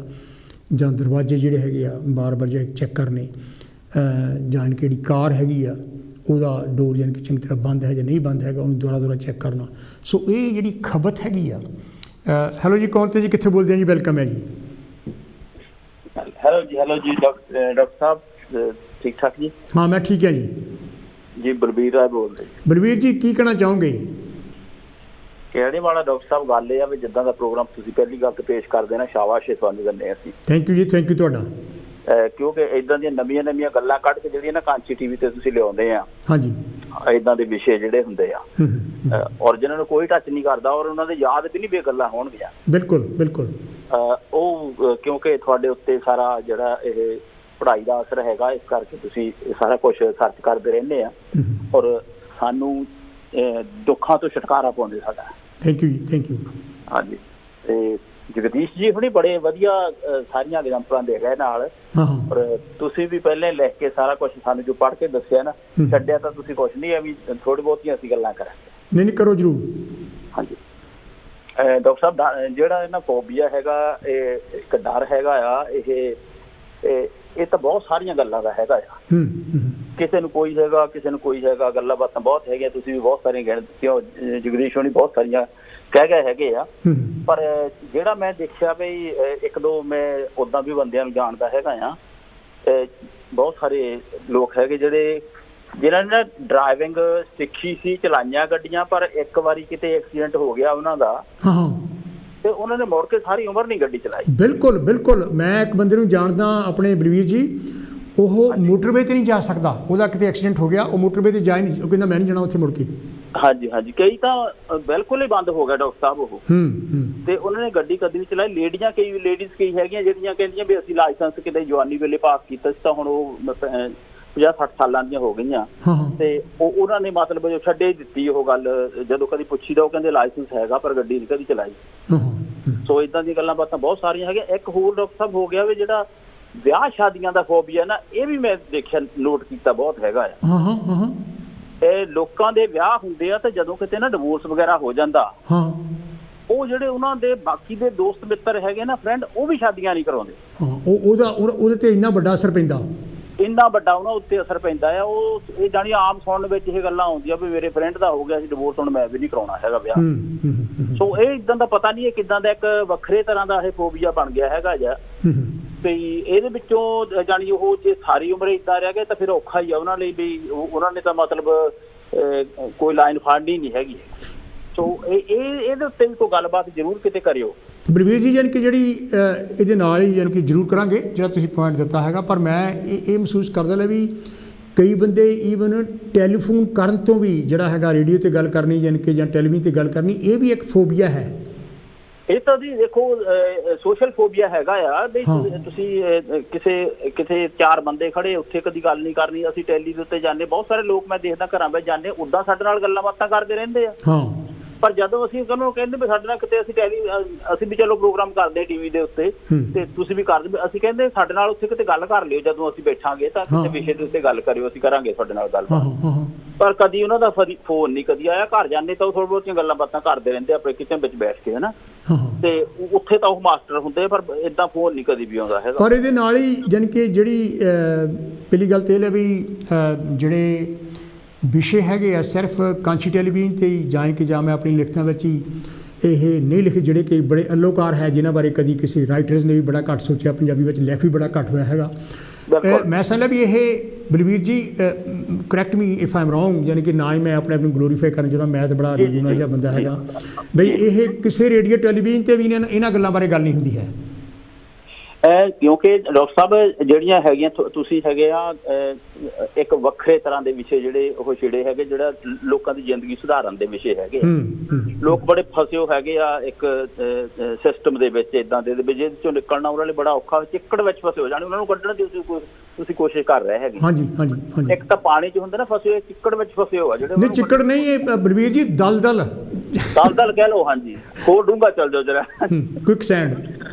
ਹਾਂਜੀ, ਸੋ ਇਹ ਬੜਾ ਜਾਣੀ ਇੱਕ ਮੈਂ ਕਹਿੰਦਾ ਬਹੁਤ ਵਧੀਆ ਇੱਕ ਸਟੈਪ ਹੈਗਾ ਕਾਂਚੀ ਟੀਵੀ ਦੇ ਇਸ ਵੇਲੇ। ਮੈਂ ਸਮਝਦਾ ਵੀ ਜੇ ਕੋਈ ਵਧੀਆ, ਸਭ ਤੋਂ ਵਧੀਆ, ਸਾਰੇ ਪ੍ਰੋਗਰਾਮ ਵਧੀਆ ਹੁੰਦੇ ਆ, ਪਰ ਜਿਹੜਾ ਸਮਾਜ ਨੂੰ ਸੁਧਾਰਨ ਦਾ, ਉਹਨੂੰ ਦਲਦਲ ਵਿੱਚੋਂ ਕੱਢਣ ਦਾ ਤੁਸੀਂ ਬੀੜਾ ਚੁੱਕਿਆ ਨਾ, ਉਹਦੇ ਲਈ ਮੈਂ ਤੁਹਾਨੂੰ ਸ਼ਾਬਾਸ਼ ਦਿੰਦਾ।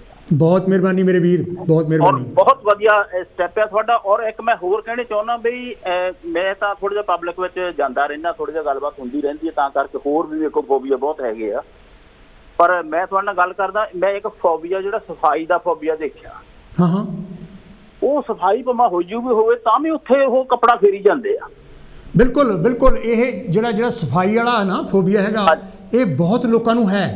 ਹਾਂਜੀ, ਬਹੁਤ ਲੋਕਾਂ ਨੂੰ ਹੈ। ਉਹਨਾਂ ਨੂੰ ਜਾਣੀ ਕਿ ਵਹਿਮ ਪਿਆ ਹੁੰਦਾ ਲੈ ਵੀ ਇੱਥੇ ਗੰਦਗੀ ਹੈਗੀ ਆ, ਤੇ ਉਹਨਾਂ ਦਾ ਟਾਈਮ ਡਾਕਟਰ ਸਾਹਿਬ ਉਸੇ ਕੰਮ 'ਚ ਲੱਗੀ ਜਾਂਦਾ ਸਾਰਾ, ਹੋਰ ਤਾਂ ਉਹਨਾਂ ਨੂੰ ਕੁਝ ਕਰਨ ਦੀ ਲੋੜ ਹੀ ਨਹੀਂ ਪੈਂਦੀ। ਨਹੀਂ ਜਿਹੜੀ ਗੱਲ ਮੈਂ ਇਸ ਸਫਾਈ ਕਰਕੇ ਹਟਦੇ ਫੇਰ ਉਹੀ ਕਰਨ ਲੱਗ ਪੈਂਦੇ ਆ। ਅਗਲੇ ਹਫ਼ਤੇ ਵੀ ਇਹਦੇ ਬਾਰੇ ਸੋਲੂਸ਼ਨਸ ਬਾਰੇ ਵੀ ਗੱਲ ਕਰਾਂਗਾ, ਪਰ ਇਹਦੇ ਬਾਰੇ ਵੀ ਗੱਲ ਮੈਂ ਇਹ ਕਰਨੀ ਚਾਹੁੰਦਾ ਬਈ ਇਹ ਮਨੋਵਿਗਿਆਨਕ ਬਿਮਾਰੀ ਆ। ਬਿਲਕੁਲ, ਹਾਂਜੀ ਹਾਂਜੀ।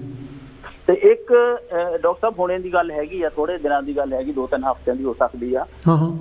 ਮੇਰੇ ਕੋਲ ਇੱਕ ਲੇਡੀ ਆਈ, ਆਪਾਂ ਲੇਡੀ ਕਹਿ ਲੈਂਦੇ, ਕੁੜੀਆਂ ਵਰਗੀ ਕੁੜੀ ਸੀ, ਉਹ 30-35 ਸਾਲ ਦੀ ਸੀ, ਬਸ ਜੰਗ ਜਿਹੀ ਲੱਗਦੀ ਸੀ। ਤੇ ਪਰ ਉਹ ਬਹੁਤ ਡਰ ਔਰ ਬਹੁਤ ਡਰੀ ਹੋਈ ਸੀਗੀ। ਉਹ ਗੱਲ ਨਹੀਂ ਸੀ ਕਰਦੀ ਵੀ ਉਹਨੂੰ ਕੀ ਚਾਹੀਦਾ ਹੈ। ਹਾਂਜੀ ਹਾਂਜੀ। ਤੇ ਮੇਰੇ ਕੋਲ ਆਈ ਕੰਮ ਦੇ ਉੱਤੇ ਮੇਰੇ, ਤੇ ਉਹਨੂੰ ਕੋਈ ਚੀਜ਼ ਚਾਹੀਦੀ ਸੀ, ਤੇ ਇੱਕ ਬੰਦਾ ਹੋਰ ਕਿਸੇ ਨਾਲ ਗੱਲ ਕੀਤੀ, ਤੇ ਫਿਰ ਉਹਨੂੰ ਉਹ ਲੈ ਕੇ ਮੇਰੇ ਕੋਲ ਆਇਆ।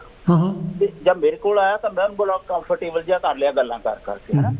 ਤੇ ਫਿਰ ਉਹ ਜਾਣੀ ਥੋੜੀ ਜਿਹੀ ਖੁੱਲੀ ਮੇਰੇ ਨਾਲ ਗੱਲਾਂ ਬਾਤਾਂ ਕਰਕੇ। ਕਈ ਵਾਰੀ ਬੰਦਾ ਨਾ ਇੰਨਾ ਫਸਿਆ ਹੁੰਦਾ, ਉਹਨੂੰ ਪਤਾ ਨਹੀਂ ਲੱਗਦਾ ਵੀ ਮੈਂ ਜੇ ਕੋਈ ਚੀਜ਼ ਲੈਣੀ ਹੈ ਜਾਂ ਕਰਨਾ, ਤੇ ਮੈਂ ਕਿੱਦਾਂ ਗੱਲ ਕਰਾਂ, ਕਿੱਦਾਂ ਜਾਣੀ ਸੋਸ਼ਲ ਫੋਬੀਆ ਇਦਾਂ ਦਾ ਉਹਦੇ ਦਿਮਾਗ 'ਚ। ਬਿਲਕੁਲ, ਅਪਰੋਚ ਕਿੱਦਾਂ ਕਰਾਂ।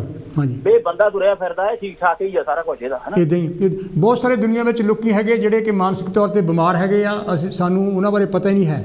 ਇਹ ਬਿਲਕੁਲ ਹਾਂਜੀ। ਸੋ ਇਦਾਂ ਦੀਆਂ ਡਾਕਟਰ ਸਾਹਿਬ ਤੁਹਾਡਾ ਥੈਂਕ ਯੂ, ਤੁਸੀਂ ਬਹੁਤ ਵਧੀਆ ਇੱਕ ਬੀੜਾ ਚੁੱਕਿਆ ਹੋਇਆ, ਔਰ ਸ਼ਾਬਾਸ਼ ਤੁਹਾਨੂੰ ਦਿੰਦੇ ਵੀ ਤੁਸੀਂ ਇਹਨੂੰ ਕੈਰੀ ਔਨ ਰੱਖੋ। ਔਰ ਤੁਹਾਡੀਆਂ ਲਿਖਤਾਂ, ਤੁਹਾਡੀਆਂ ਗੱਲਾਂ ਬਾਤਾਂ, ਮੈਂ ਇਹ ਵੀ ਸਮਝਦਾ ਨਾਲ ਵੀ ਇੰਨੀ ਪੜ੍ਹਾਈ ਕਰਨ ਦੇ ਬਾਵਜੂਦ ਜਿਹੜੀ ਤੁਸੀਂ ਇੰਨੀ ਸਰਲ, ਜਿਹੜੀ ਸੌਖੀ ਜ਼ੁਬਾਨ ਵਰਤਦੇ ਆ ਨਾ, ਹਾਂਜੀ, ਵੀ ਉਹ 'ਚ ਪੜ੍ਹਿਆ ਲਿਖੇ ਬੰਦੇ ਨੂੰ ਤਾਂ ਔਖੇ ਅੱਖਰ ਸਮਝ ਆ ਜੂਗੇ, ਪਰ ਜਿਹੜੇ ਸੌਖੇ ਅੱਖਰ ਇੰਨੇ ਤੁਸੀਂ ਇੰਨੇ ਸ਼ਬਦ ਬੋਲਦੇ ਆ, ਉਹ ਤਾਂ ਪੜ੍ਹਿਆ ਨਾ ਵੀ ਹੋਵੇ ਨਾ ਤਾਂ ਵੀ ਮਾਸਟਰ ਬਣ ਜਾਊਗਾ ਤੁਹਾਡੇ ਕੋਲ।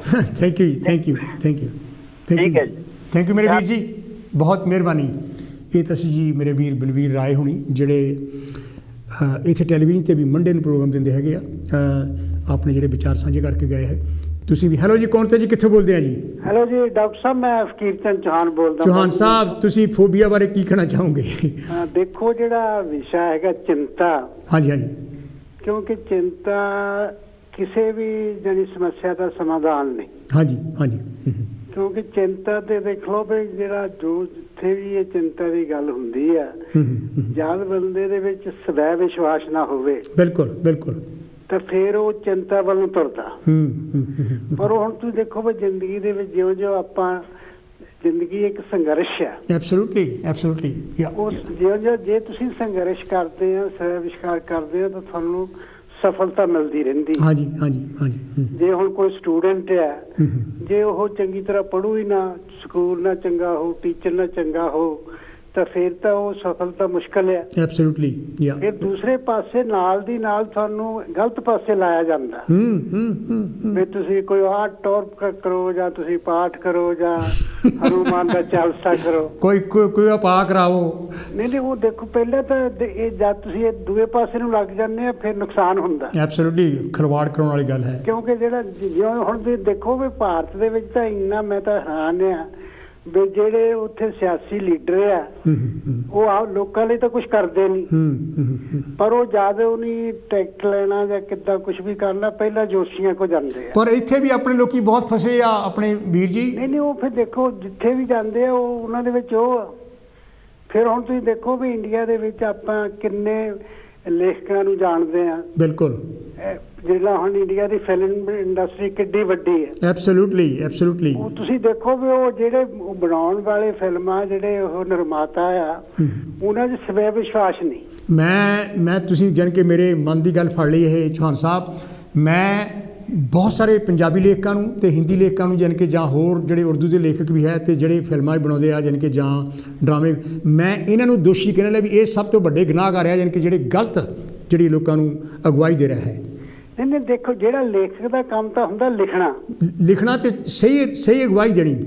ਨਹੀਂ ਦੇਖੋ, ਜਿਹੜਾ ਹੁਣ ਕੋਈ ਬੰਦਾ ਲੇਖਕ ਆ, ਮੈਂ ਹੁਣ ਉਦਾਹਰਨ ਦੇਣੀ ਚਾਹੁੰਦਾ ਵੀ ਖਵਾਜਾ ਅਹਿਮਦ ਵਾਸ, ਉਹ ਫਿਲਮਾਂ ਲਈ ਹੁਣ ਬਹੁਤ ਲਿਖਿਆ। ਹਾਂਜੀ ਹਾਂਜੀ। ਔਰ ਉਹਦੀਆਂ ਜਿਹੜੀਆਂ ਫਿਲਮਾਂ ਲਿਖੀਆਂ ਹੋਈਆਂ ਰਾਜਕਪੂਰ ਨੇ ਵਰਤੀਆਂ। ਫਿਰ ਹੁਣ ਤੁਸੀਂ ਦੇਖੋ ਵੀ ਹੁਣ ਤਾਂ ਉਹ ਸਕ੍ਰਿਪਟ ਲਿਖੀ ਹੈ। ਹਾਂਜੀ ਹਾਂਜੀ। ਫਿਰ ਮਿਊਜ਼ਿਕ ਦਿੱਤਾ ਹੋਰ ਕਿਸੇ ਬੰਦੇ ਨੇ, ਗਾਣੇ ਕਿਸੇ ਨੇ ਗਾਏ ਆ, ਪਰ ਉਹ ਤੁਸੀਂ ਦੇਖੋ ਵੀ ਉਹ ਐਡਾ ਵੱਡਾ ਮਤਲਬ ਉਹ ਬੈਨਰ ਸੀਗਾ ਉਹਨਾਂ ਦਾ। ਔਰ ਹਰੇਕ ਜਾਨੀ ਫਿਲਮ ਦੇ ਸ਼ੁਰੂ ਹੋਣ ਤੋਂ ਪਹਿਲਾਂ ਪ੍ਰਿਥਵੀ ਰਾਜ ਕਪੂਰ ਸ਼ਿਵਲਿੰਗ ਦੀ ਪੂਜਾ ਕਰਦਾ। ਉਹ ਕਿੰਨੀ ਮਾੜੀ ਗੱਲ ਹੈ। ਦੇਖੋ ਜੀ, ਮੈਂ ਤੁਹਾਨੂੰ ਉਹੀ ਤੇ ਗੱਲ ਦੱਸੀ ਹੈ, ਸ਼ਿਵਲਿੰਗ ਦੀ ਪੂਜਾ ਨਾਲ ਫਿਲਮ ਚੱਲੀ ਹੈ ਜਾਂ ਖਵਾਜਾ ਦੇਖੋ ਉਹਦੇ ਲਿਖਤ ਦੇ ਨਾਲ। ਬਿਲਕੁਲ ਬਿਲਕੁਲ। ਹੋਰ ਵੀ ਤੁਸੀਂ ਦੇਖੋ ਵੀ ਉੱਥੇ ਜਿੰਨਾ ਜੋ ਕੁਝ ਹੈਗਾ, ਉਹ ਜਿਹੜੀ ਭਾਰਤ ਦੇ ਵਿੱਚ ਜਿਹੜਾ ਹੁਣ ਤੁਹਾਡੀ ਕਿਤਾਬ ਹੈ ਸਫਲਤਾ ਦੇ ਭੇਤ। ਹਾਂਜੀ ਹਾਂਜੀ। ਸਫਲਤਾ ਕਿਉਂ ਨਹੀਂ ਮਿਲ ਰਹੀ? ਬਿਲਕੁਲ ਬਿਲਕੁਲ ਬਿਲਕੁਲ। ਜਦ ਤੁਸੀਂ ਮਤਲਬ ਸਫਰੇ ਗਲਤ ਤੁਰੇ ਤਾਂ ਕਾਮਯਾਬੀ ਤਾਂ ਹੋਣੀ ਨਹੀਂ ਹੈਗੀ। ਕਿਉਂਕਿ ਇਸ ਕਰਕੇ ਜ਼ਰੂਰੀ ਹੈ ਵੀ ਦੇਖੋ, ਜਿਹੜੀ ਸਫਲਤਾ ਲੈਣ ਵਾਸਤੇ ਸੋਚ ਸਹੀ ਚਾਹੀਦੀ ਹੈ। Absolutely absolutely. ਸੋਚ ਵਿਗਿਆਨਕ ਚਾਹੀਦੀ ਹੈ। ਠੀਕ ਹੈ ਜੀ, ਠੀਕ ਹੈ। ਫਿਰ ਏਦਾਂ ਹੈਗੀ ਆ ਵੀ ਜਦ ਤੁਸੀਂ ਗਲਤ ਪਾਸੇ ਚੱਲ ਪਏ, ਹੁਣ ਤੁਸੀਂ ਦੇਖੋ ਵੀ ਜਾਨੀ ਇੰਨਾ ਡਰ ਪਾਇਆ ਘੜੀ ਘੜੀ ਤੇ, ਜਾਨੀ ਉਹ ਲੋਕਾਂ ਨੂੰ ਦੂਏ ਪਾਸੇ ਲਾਉਂਦੇ ਆ। ਇਦਾਂ ਹੀ ਇਹੀ ਗੱਲ ਹੈ। ਪਰ ਉਹ ਲੋਕ ਦੇਖੋ, ਇਹ ਜਿਹੜਾ ਚੰਗਾ ਕੰਮ ਕਰਨ ਲਈ ਤੁਹਾਡਾ ਜਿਹੜਾ ਇਰਾਦਾ ਸਟਰੋਂਗ ਚਾਹੀਦਾ। ਐਬਸੋਲੂਟਲੀ ਯਾ। ਜੇ ਤੁਸੀਂ ਉਦਾਂ ਡਾਮਾ ਡੋਲਿਆ, ਫਿਰ ਤਾਂ ਤੁਸੀਂ ਲੱਗ ਗਏ ਉੱਧਰ। ਠੀਕ ਹੈ ਜੀ। ਸਫਲਤਾ ਤਦੋਂ ਹੀ ਮਿਲਣੀ ਆ ਵੀ ਜੇ ਤੁਹਾਡਾ ਸਵੈ ਵਿਸ਼ਵਾਸ ਹੈ। ਬਹੁਤ ਮਿਹਰਬਾਨੀ ਚੌਹਾਨ ਸਾਹਿਬ। ਜੈ ਭੀਮ ਜੈ ਭਾਰਤ। ਬਹੁਤ ਮਿਹਰਬਾਨੀ। ਆਪਣੀ ਗੱਲ, ਮੈਂ ਚੌਹਾਨ ਸਾਹਿਬ ਦਾ ਬੜਾ ਧੰਨਵਾਦੀ ਹੈਗਾ। ਆਪਣੀ ਗੱਲ ਜਿਹੜੀ ਹੈਗੀ ਹੈ ਨਾ, ਉਹ ਬਰੀਫ ਰੱਖੋ। ਕਾਫੀ ਕਾਲਸ ਪਿੱਛੇ ਵੇਟ ਕਰ ਰਹੀਆਂ। ਮੈਂ ਚਾਹੁੰਦਾ ਵੀ ਸਾਰਿਆਂ ਦੀ ਗੱਲਬਾਤ ਮੈਂ ਜ਼ਰੂਰ ਸੁਣਾ, ਕਿਉਂਕਿ ਗੱਲਾਂ ਬਹੁਤ ਕੰਮ ਦੀਆਂ ਇਨਕੇ ਸਾਹਮਣੇ ਆ ਰਹੀਆਂ, ਤੇ ਵਿਸ਼ਾ ਵੀ ਇਨਕੇ ਇੱਕ ਅਣਛੋਹਾ ਵਿਸ਼ਾ ਹੈਗਾ। ਹੈਲੋ ਜੀ, ਕੌਣ ਤੇ ਜੀ, ਕਿੱਥੋਂ ਬੋਲਦੇ ਆ ਜੀ? ਡਾਕਟਰ ਸਾਹਿਬ ਜੀ, ਅਸ਼ਫਾਕ ਬੋਲਦਾ ਭਾਜੀ। ਅਸ਼ਫਾਕ ਭਾਜੀ, ਕੀ ਕਹਿਣਾ ਚਾਹੋਗੇ? ਭਾਜੀ ਕਹਿਣਾ ਇਹ ਹੈ ਜੀ ਕਿ ਪਹਿਲਾਂ ਤਾਂ ਤੁਹਾਡੇ ਸਾਰੇ ਸੁਣਨ ਵਾਲਿਆਂ ਨੂੰ, ਸਾਰੇ ਕਾਲਾਂ ਕਰਨ ਵਾਲਿਆਂ ਨੂੰ, ਖਾਸ ਤੌਰ ਤੇ ਭਾਜੀ ਬਲਬੀਰ ਸਾਹਿਬ ਨੂੰ ਦਿਲੋਂ ਸਾਰਿਆਂ ਨੂੰ ਦੁਆਵਾਂ ਜੀ। ਥੈਂਕ ਯੂ ਜੀ, ਥੈਂਕ ਯੂ। ਦੂਜਾ ਭਾਜੀ ਇਹ ਆ ਕਿ ਮੇਰਾ 10 ਸਾਲ ਹੋਏ ਐਕਸੀਡੈਂਟ ਹੋ ਗਿਆ ਸੀ ਕਾਰ ਦਾ। ਹਾਂ ਹਾਂ। ਅੱਛਾ, ਮੇਰੇ ਕੋਲ 150 ਟਾਂਕਾ ਲੱਗਾ ਵਾ ਬੋਡੀ ਦੇ ਉੱਤੇ, ਫਰੰਟ ਤੇ ਬੈਕ ਤੇ। ਅੱਛਾ ਜੀ। ਡਾਕਟਰਾਂ ਨੇ ਮੈਨੂੰ ਡਿਕਲੇਅਰ ਕਰ ਦਿੱਤਾ ਸੀ ਵੀ he is going, he passed away. ਅੱਛਾ। ਤਾਂ ਅੱਧੇ ਘੰਟੇ ਬਾਅਦ ਫਿਰ ਮੈਨੂੰ ਸੂਰਤ ਆ ਗਈ ਸੀਗੀ। ਉਹ ਜਿਹੜਾ ਅੱਧੇ ਘੰਟੇ ਦਾ ਪੀਰੀਅਡ ਆ, ਉਹ ਵੀ ਕਿਸੇ ਵੇਲੇ ਮੈਂ ਤੁਹਾਨੂੰ ਦੱਸੂਗਾ ਵੀ ਮੈਂ ਕਿੱਥੇ ਸੀ ਤੇ ਕੀ ਹੋਇਆ ਤੇ ਕੀ ਨਹੀਂ ਹੋਇਆ। ਮੇਰੇ ਕੋਲ ਹੈ ਐਵਰੀਥਿੰਗ, ਮੇਰੀ ਬੋਡੀ ਪ੍ਰੂਫ ਦੱਸਦੀ ਹੈ। 150 ਟਾਂਕਾ ਭਾਜੀ, ਮੇਰਾ ਹਾਰਟ ਐਵਰੀਥਿੰਗ ਬਾਹਰ ਆ ਗਿਆ ਸੀਗਾ। ਓ ਡੀਅਰ। ਅੱਛਾ, ਉਹਦੇ ਨਾਲ ਭਾਜੀ ਹੁਣ ਇੱਕ ਇਹ ਹੋਇਆ ਵਾ ਕਿ ਮੈਂ ਕਿਸੇ ਦੀ ਕਾਰ ਦੀ ਅਗਲੀ ਸੀਟ ਤੇ ਵੀ ਨਹੀਂ ਬੈਠ ਸਕਦਾ। ਓ ਰਾਈਟ ਰਾਈਟ। ਅੱਛਾ, ਦੂਸਰੀ ਗੱਲ ਇਹ ਆ ਭਾਜੀ ਕਿ ਇੱਕ ਹੁੰਦਾ ਵਾ, ਇਹਦੀ ਡੈਫੀਨੇਸ਼ਨ ਵੀ ਦੱਸਿਓ ਸਾਰਿਆਂ ਸੁਣਨ ਵਾਲਿਆਂ ਨੂੰ। ਇੱਕ ਵਾ ਵਹਿਮ, ਹਾਂ, ਇੱਕ ਵਾ ਫੋਬੀਆ। ਬਿਲਕੁਲ ਬਿਲਕੁਲ। ਉਹਨਾਂ ਦੇ ਵਿੱਚ ਮੇਰਾ ਖਿਆਲ ਆ, ਆਈ ਥਿੰਕ ਫਰਕ ਆ। ਫਰਕ ਹੈਗਾ, ਫਰਕ ਹੈ ਬਿਲਕੁਲ। ਡੈਡ ਸੀਗੇ, ਉਹਨਾਂ ਨੇ ਕੁੰਡਾ ਕਈ ਵਾਰੀ ਚੈੱਕ ਕਰਾਉਣਾ। ਬਿਲਕੁਲ। ਯਾਰ ਦੇਖ ਲਓ, ਦਰਵਾਜ਼ਾ ਲੱਗਾ ਵਾ। ਅੱਛਾ, ਉਹ ਵਹਿਮ ਸੀ। ਉਹ ਕਿਸੇ ਵੇਲੇ ਤੁਹਾਡੇ ਫਾਇਦੇ 'ਚ ਵੀ ਰਹਿ ਜਾਂਦਾ। ਅੱਛਾ, ਦੂਜੀ ਭਾਜੀ ਇਹ ਗੱਲ ਆ ਕਿ ਤੁਹਾਨੂੰ ਦੇਖਦੇ ਆ ਟੀਵੀ ਤੇ ਸਾਰੇ ਜਿਹੜੇ ਹਨਾ ਜੀ, ਤੇ ਵਿੱਚ ਉਹਦਾ ਵੀ ਭਾਜੀ ਦੀ ਵੀ ਬਾਇਓਗ੍ਰਾਫੀ ਦਾ ਪਤਾ ਲੱਗੇ, ਤੁਹਾਡੇ ਬਚਪਨ ਦਾ, ਜਵਾਨੀ ਦਾ, ਤੁਹਾਡੀ ਐਜੂਕੇਸ਼ਨ ਦਾ, ਮਾਸ਼ਾਅੱਲਾ, ਇਹ ਸਾਰਾ ਕਿਸੇ ਵੇਲੇ ਭਾਜੀ ਇਹ ਵੀ ਸਾਨੂੰ ਦੱਸੋ ਜੀ।